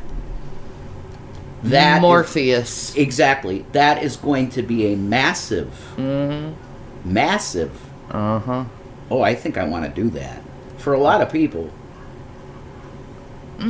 Interesting. I ain't getting that brain chip. I don't give a fuck. Neither am I. I ain't touching no chip. You ain't chipping me. I don't want no chip. I am not a cyborg, and I don't want to be a cyborg. I am all natural, baby. You have a cell phone. Could you imagine that you see like a dashboard to a cell phone in your eyes? No, I don't want that. No thank I want to be human. Exactly. Not cyborg. Exactly. Because if you tell me and something's different, I have to go back and talk to her and try to iron out the inconsistencies. Hearing that the detective isn't lying about Sarah's confession seems to be a turning point for Jen, but not in the way they hope. I don't remember any of that. I don't know why Sarah would say that. Yeah, exactly. You're just surprised Sarah said it. Of course I am. What if they have a kill switch in the chip? And, they will. And if you do something wrong, click. That's the final bit of control. Yeah. There will be a kill switch. Or they control you in what you do and what you think. No, a master. You. I don't want that. I'm not a Borg. I'm human, thanks. Right, because she's gotten away from it this whole time until today. After hours of conversation, the new detective points out something that the others have failed to notice. While speaking with the officers, a purse has remained on Jen's lap. What's in your purse? Comfortable and calm. After Jen explains, they quickly move on and continue questioning. This time about the evidence they've uncovered, a choice that will likely haunt the detectives for the rest of their careers. And we found large quantities of blood in the trunk from Emma. That's a clue. We call them police work. You know, I'm not trying to be. You're an accomplice. You can't. It's impossible for you to have lived in that house and not seen anything. It's impossible. Yeah. It's impossible. You never thought of a kill switch? Yeah. Yeah, no cyborgs. I'm Sarah Connor, baby. The Bible says that the clay and iron will not mingle. That means don't take a chip. I don't trust people enough to get a chip. No, thank you. There is gonna be a kill switch in it. It has to be. There will be. It makes sense. Or they'll find a way. And then the nightmare scenario is AI takes over everything. And decides humanity is not worth keeping around. Dude, they could plant like a little mini bomb in the chip and you just blow up. Poof. What was it? Israeli Mossad? They were able to blow up people's cell phones. Yep. Remotely blow them up. Yep. That is crazy. Yep. How did they do that? Nope, I ain't getting no chip. Shanny, how did they do that? I don't know exactly how they did that. That's scary. It is. Facetious, but that's called a clue, you know. So I mean, when we put 2 and 2 together, and then we talk to Sarah, and it all kind of matches up. You know what I mean? It all matches up. What's gonna happen to her? Well, I don't know. It all depends on what you tell me. To my knowledge, she didn't do anything. But I'd be more worried about yourself right now. Why? Because to my knowledge, what are you, a politician? That's right, Nick. Do you believe, you know that video they have of Elon where they say that he's spaced out on drugs looking all over the place? I don't think that's what that wasn't drugs. He has the Neuralink and he's looking at his tweets and shit. Yeah. He's looking at his tweet feed and stuff. He actually downloaded his brain onto X. That's insane. So, like, How? Is it really Elon Twittering, or is it, like, the brain of Elon Twittering? Which one? I think he's got the level of brain chip where he can look at the X app, put the cursor into the thing, and think what he wants to say. Mm-hmm. And boom, posts it. Yep. I really believe that. Yep. You didn't even think about that? He is on ketamine, though.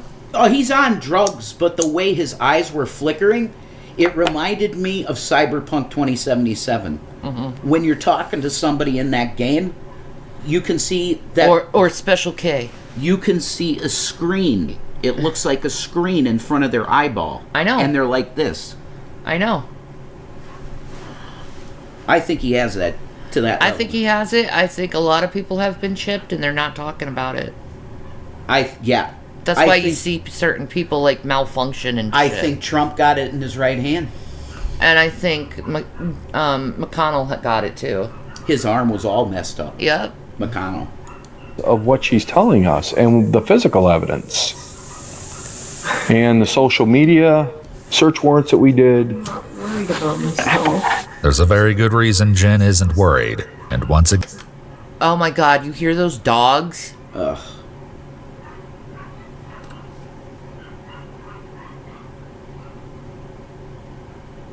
I think a lot of people have it. Bronson probably. Yeah. The elite. All are chipped probably. Yeah, and they can communicate with each other. Hive mind. Without... It's in the Bible. What? Yeah. That they're of one mind. Yep. That's wild. It's part of the one consciousness. Yes. No. I'm with Jesus. Thanks. The hive mind board deal. No. No.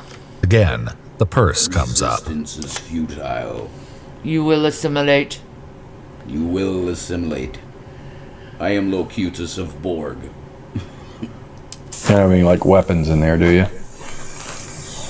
What are you playing with in your purse? Yes or no? So, Jen, like we talked about, you asked if you were under arrest. You are going to be placed into custody. I want to, before this gentleman, he's a detective with the City of Marion Police Department. You're going to be booked into their... Drop the gun? Oh my god! She was about to shoot the... Now you got premeditated murder on cops, you stupid ass. Attempted murder on cops. Oh my god. What an idiot. You're now done. It's gone. Now you're gone for 50 life. years. Yeah. 50 to life. Yeah, you're gonna 25. die. You're gonna die in prison, you stupid bitch. Oh my god, what an idiot. Dropped a gun. Oh my god. Someone got shot. They shot her. Shots fired. How long is her hand in that?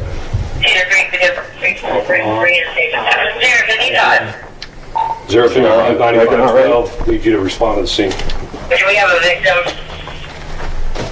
Affirmative. None of ours, right? We didn't return anything? Negative. No officer involved. Just as officers began their arrest, Jen pulled a small handgun out of the purse and fired. Wow. Jen was pronounced dead at the scene from a single bullet wound to the back of the head. While this is happening back at the police station, Sarah is led away in handcuffs. Wow. Unbeknownst to her, Jen has just died. Stand up, turn around, and put your handcuffs, okay? Died. Wait, if she pulled a gun on them, why would it be in the back of the head? It was probably an officer that was behind her. Ah! And he's like, nope! Thank you, Wookiee lover. You're just the biggest blessing. Thank you. She's the Wookiee angel. Wookiee is the best in the world. It's a Wookiee angel.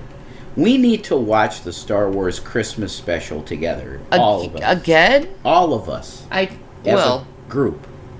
I don't know. Oh, thank you, Deanne. Thank you, Deanne. You guys are beautiful. You guys are awesome. It's so beautiful to have an audience that's like kind, nice, and not hateful, and not hating us all the time. I can't do it anymore. I'm too old. Me too, man. I'm too old for this shit. I got out of high school when I was 17. People are so mean. Yeah, right? And it's to find kindness is so nice. Oh my God. Correct, Sweaty Patrol. You're right about that. It's beautiful. The baby Wookiee is the best shit ever. I love He's my favorite. I like the circus stuff that's done. Yeah. It's so beautiful. I love it. They held to the look of the Empire guys, too. Like, you felt like it was part of the movie. Right? The way they dressed. And then Han's there. You're like, holy shit, it's fucking Han. May the 4th be with you. I have plans. I absolutely love that thing. I have plans for May 4th. Well, we'll do that. Why not? We'll bring Spock into the deal. Oh, it's going to be great. God, that's the biggest crossover. The best. Star Wars and Star Trek. Trek? They could do it right. Well, it's from a long time ago in a galaxy far, far away. Yes, and easily you could write in something where... But Star Trek's in the future.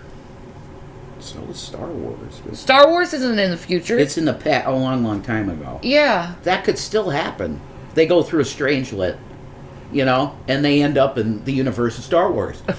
That could happen. The way I would write it? Yeah. Me.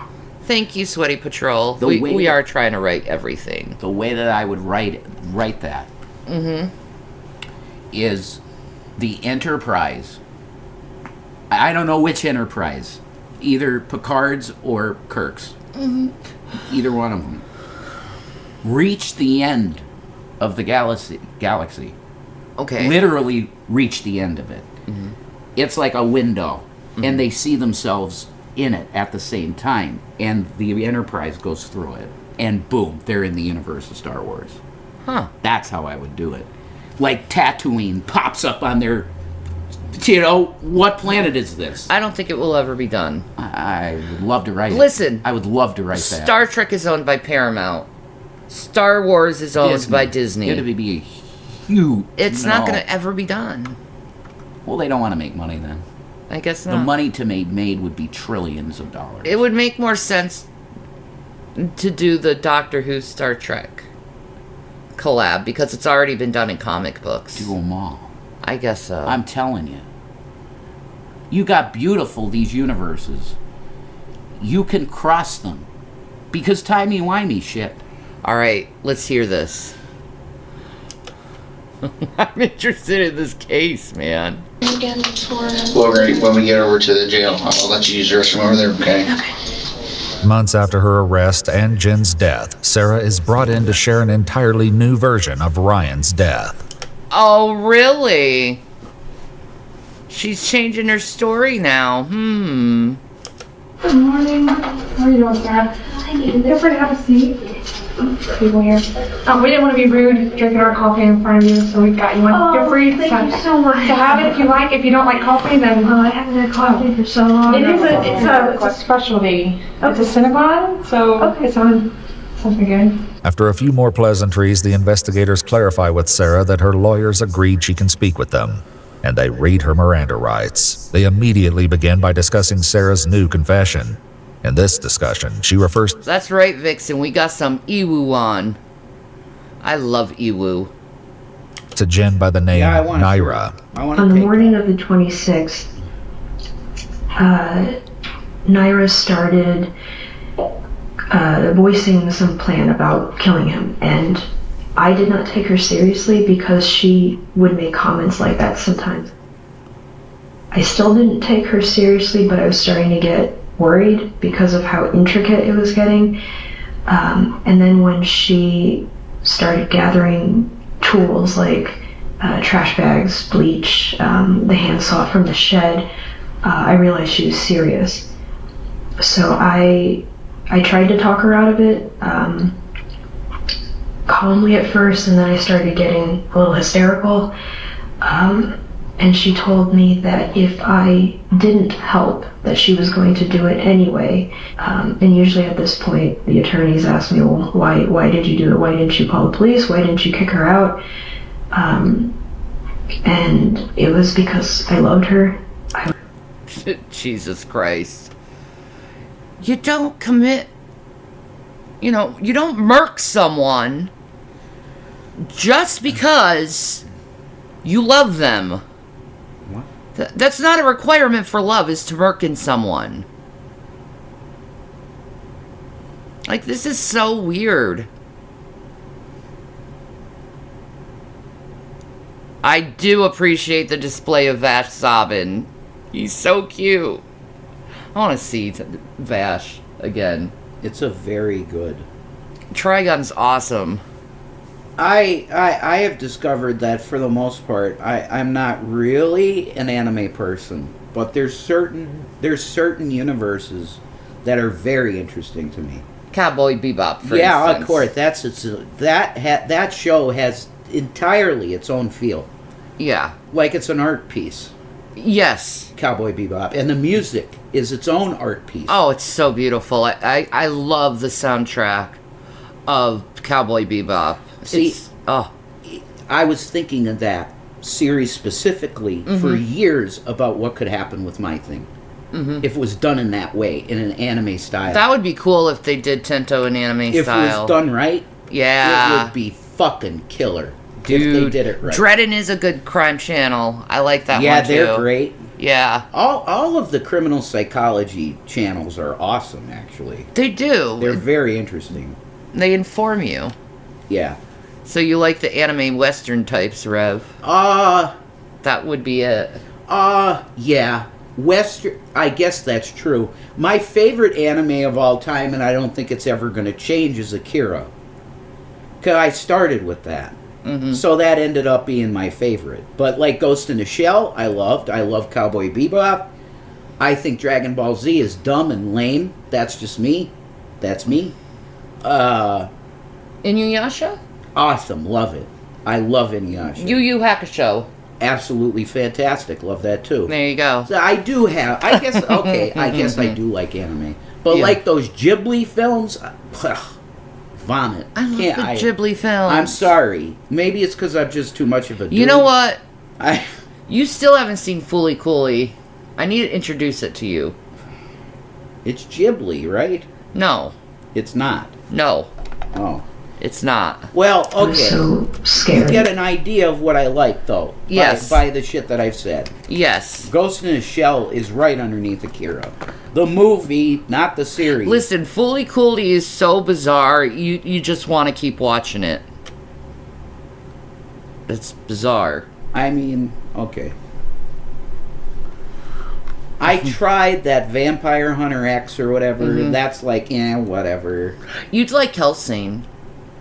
No, we tried an episode of that. I was like, Okay. Vampire shit to me is real boring at this point. Alright. I'm done with vampire shit. Alright, let's put this back on. Okay, now we're talking about anime. Sorry. There wasn't, I didn't stop. I didn't stop her. I didn't. What was her problem then? Yeah. She had a rag that she dipped in bleach, and she had a bottle of vinegar next to her to add to it when the time came, because I guess they had some kind of chemical reaction and released some kind of poisonous gas. I don't really know, but she did. I watched Hellsing. The original, yeah. I did. And I watched it, the first time I watched it, I was 19 years old, and I watched it all in Japanese. So I actually got the, full anime experience of Hellsing. That's cool. And then I watched it, the English version, because I think Stars had it on. Okay. Back in the day. That's cool. Okay, back to this, sorry. I did research for it. Though Sarah has significantly shifted the roles that she and Jen play in the planning and execution of Ryan's death, she still tells detectives that she jumped on him when he came out of the bathroom before Jen then held the rag over Ryan's mouth.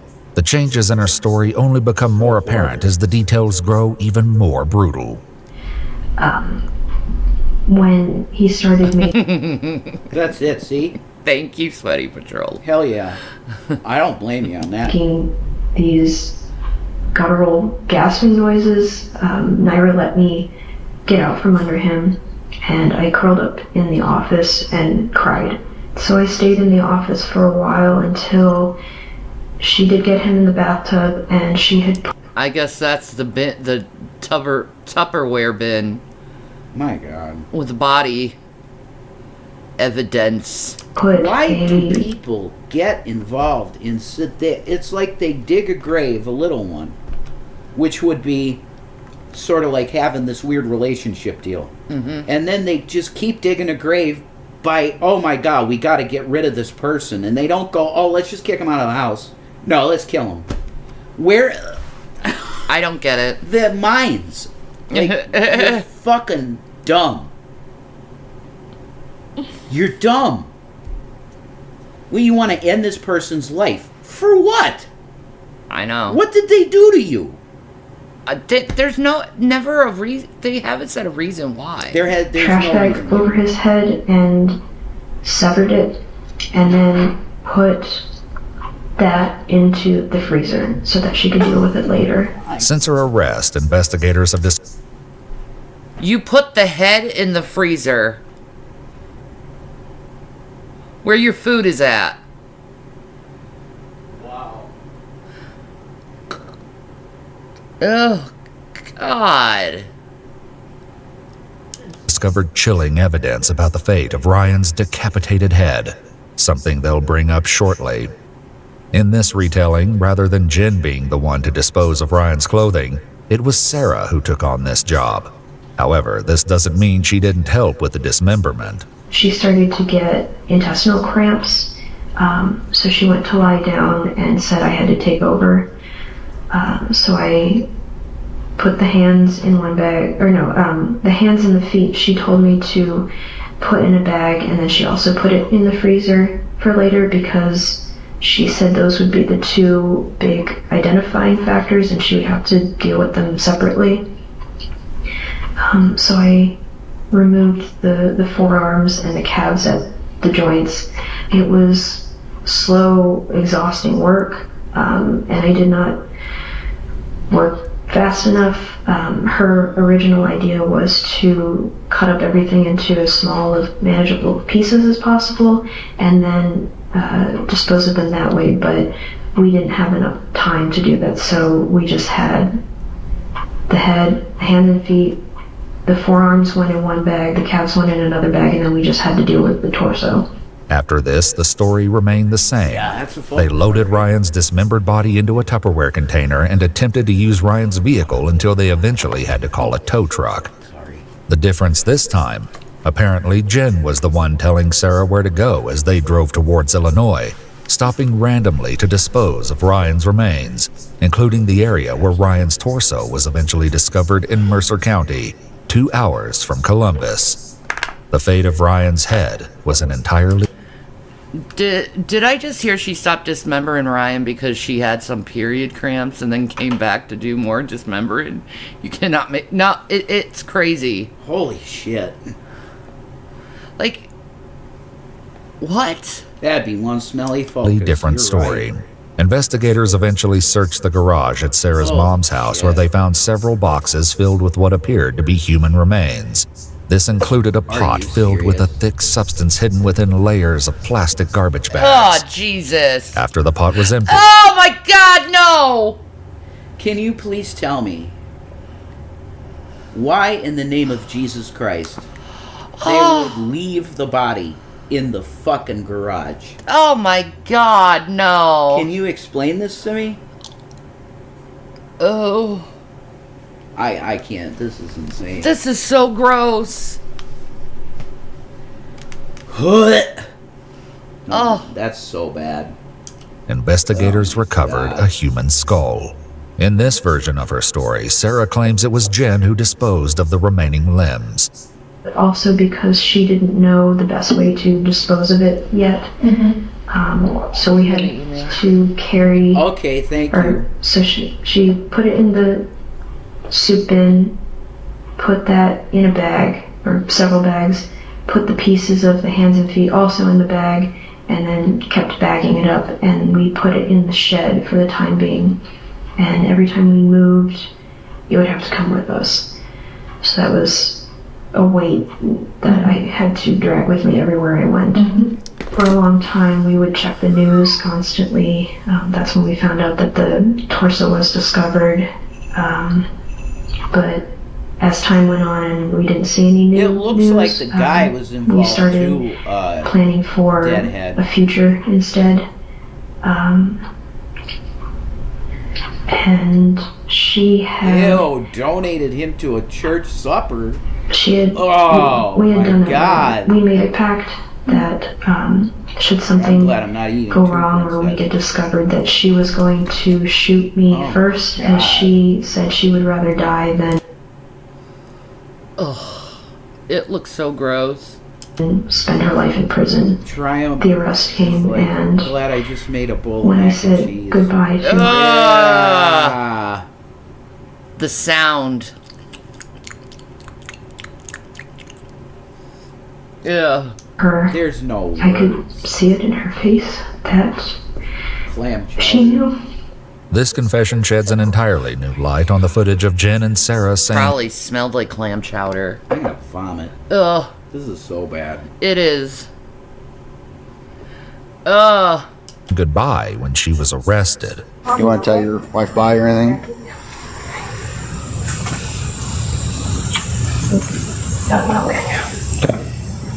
You had mentioned the bleach and vinegar on the ring. Okay. And then mentioned something different was put into the pot? Lye, some kind of lye mixture. Okay. And is that something you would have had on hand, or did she go out and purchase? That she did purchase. The head in the freezer didn't draw any attention because she had packed like vegetables and stuff in front of it, so it didn't look like it was anything. This is a horrifying detail. While Corey was still living in the house, Ryan's decapitated head was in the home, hidden just out of sight behind some frozen vegetables. The detectives take a quick break before returning to clarify a few more details, including the comment investigators initially made to Jen during her interview about Sarah painting with blood. So art for me is a coping mechanism. And I know that Randy and Eric had mentioned that there were two pieces in particular that gave people red flags. One was a painting of a sheep with that was done in blood, or some of it. That piece I had done prior to ever knowing about Ryan. That was a coping mechanism for everything that I'd been through with Corey. Sarah posted this drawing to her illustration Facebook page in June 2015, titling it Sacrificial Lamb. Though she created it a few months before meeting Ryan, it eerily depicted the lamb dismembered and decapitated. The other one was a mermaid holding a human head, and I know that people thought, or at least I heard, that this was like showing like, look what I did. What Sarah doesn't mention is that she titled this drawing, Till Death Do Us Part. But that was also a coping mechanism, having to drag that around with me everywhere we moved. During the interview, Sarah also doodled a quick drawing of the saw they used to dismember Ryan.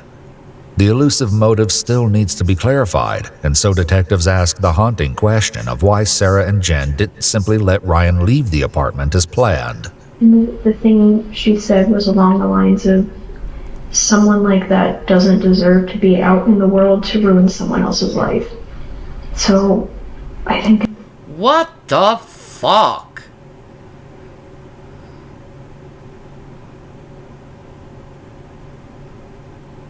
Wow. In some perverse way, it was her idea that I don't want to go so far as to say she was dealing out justice, but she just felt very strongly that he didn't deserve to be out there. She said that if you want to transition, your goal is to just fit in. And that's what she tried to do. She didn't point out anything. She tried to be as feminine as possible because that's what she wanted to be, was a woman. And so with people like Ryan, who say that they're transitioning but are not really making the effort, really... So what? That's their business. Mm-hmm. That doesn't mean they deserve to die. Insane. What a nutcase. Bothered her. She more commonly said things like, he's a disgusting human being, or the world would be better off without him. So that's why the fact that Ryan wanted to, but still looked and acted male, just really got under her skin. With this allegation in mind, investigators question why Sarah confessed to the crime initially. You said you were trying to protect Jen. I guess, why try to protect her at that point in time? Yeah, that's what I thought about in hindsight. It would have devastated me to have to throw her under the bus and say, well, she was the one who did it. I guess there was a small part of me that thought if I took the fall for her, she would be okay. But... Well, she's dead now. Freaking messed up, man. Like, you do this stuff, there's something wrong with you. Thinking back now, I should have known with the look on her face that there was no point trying to protect her. She was going to do it anyway, with me or without me. As the interview wraps up, Sarah clarifies why she wanted to speak with the investigators again.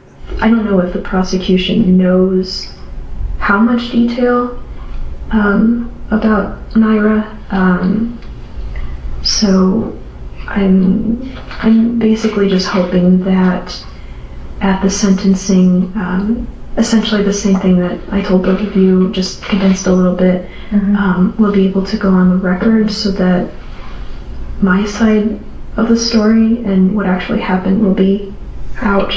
In the end, Sarah's new version of Ryan's death did little to change her fate. In January 2022, Sarah Buzzard pled guilty and appeared in Mercer County Common Pleas Court for sentencing. She was sentenced to life in prison with the possibility of parole after 30 years. That's proper sentencing. I think it is. Yeah. God. Wow. Ugh.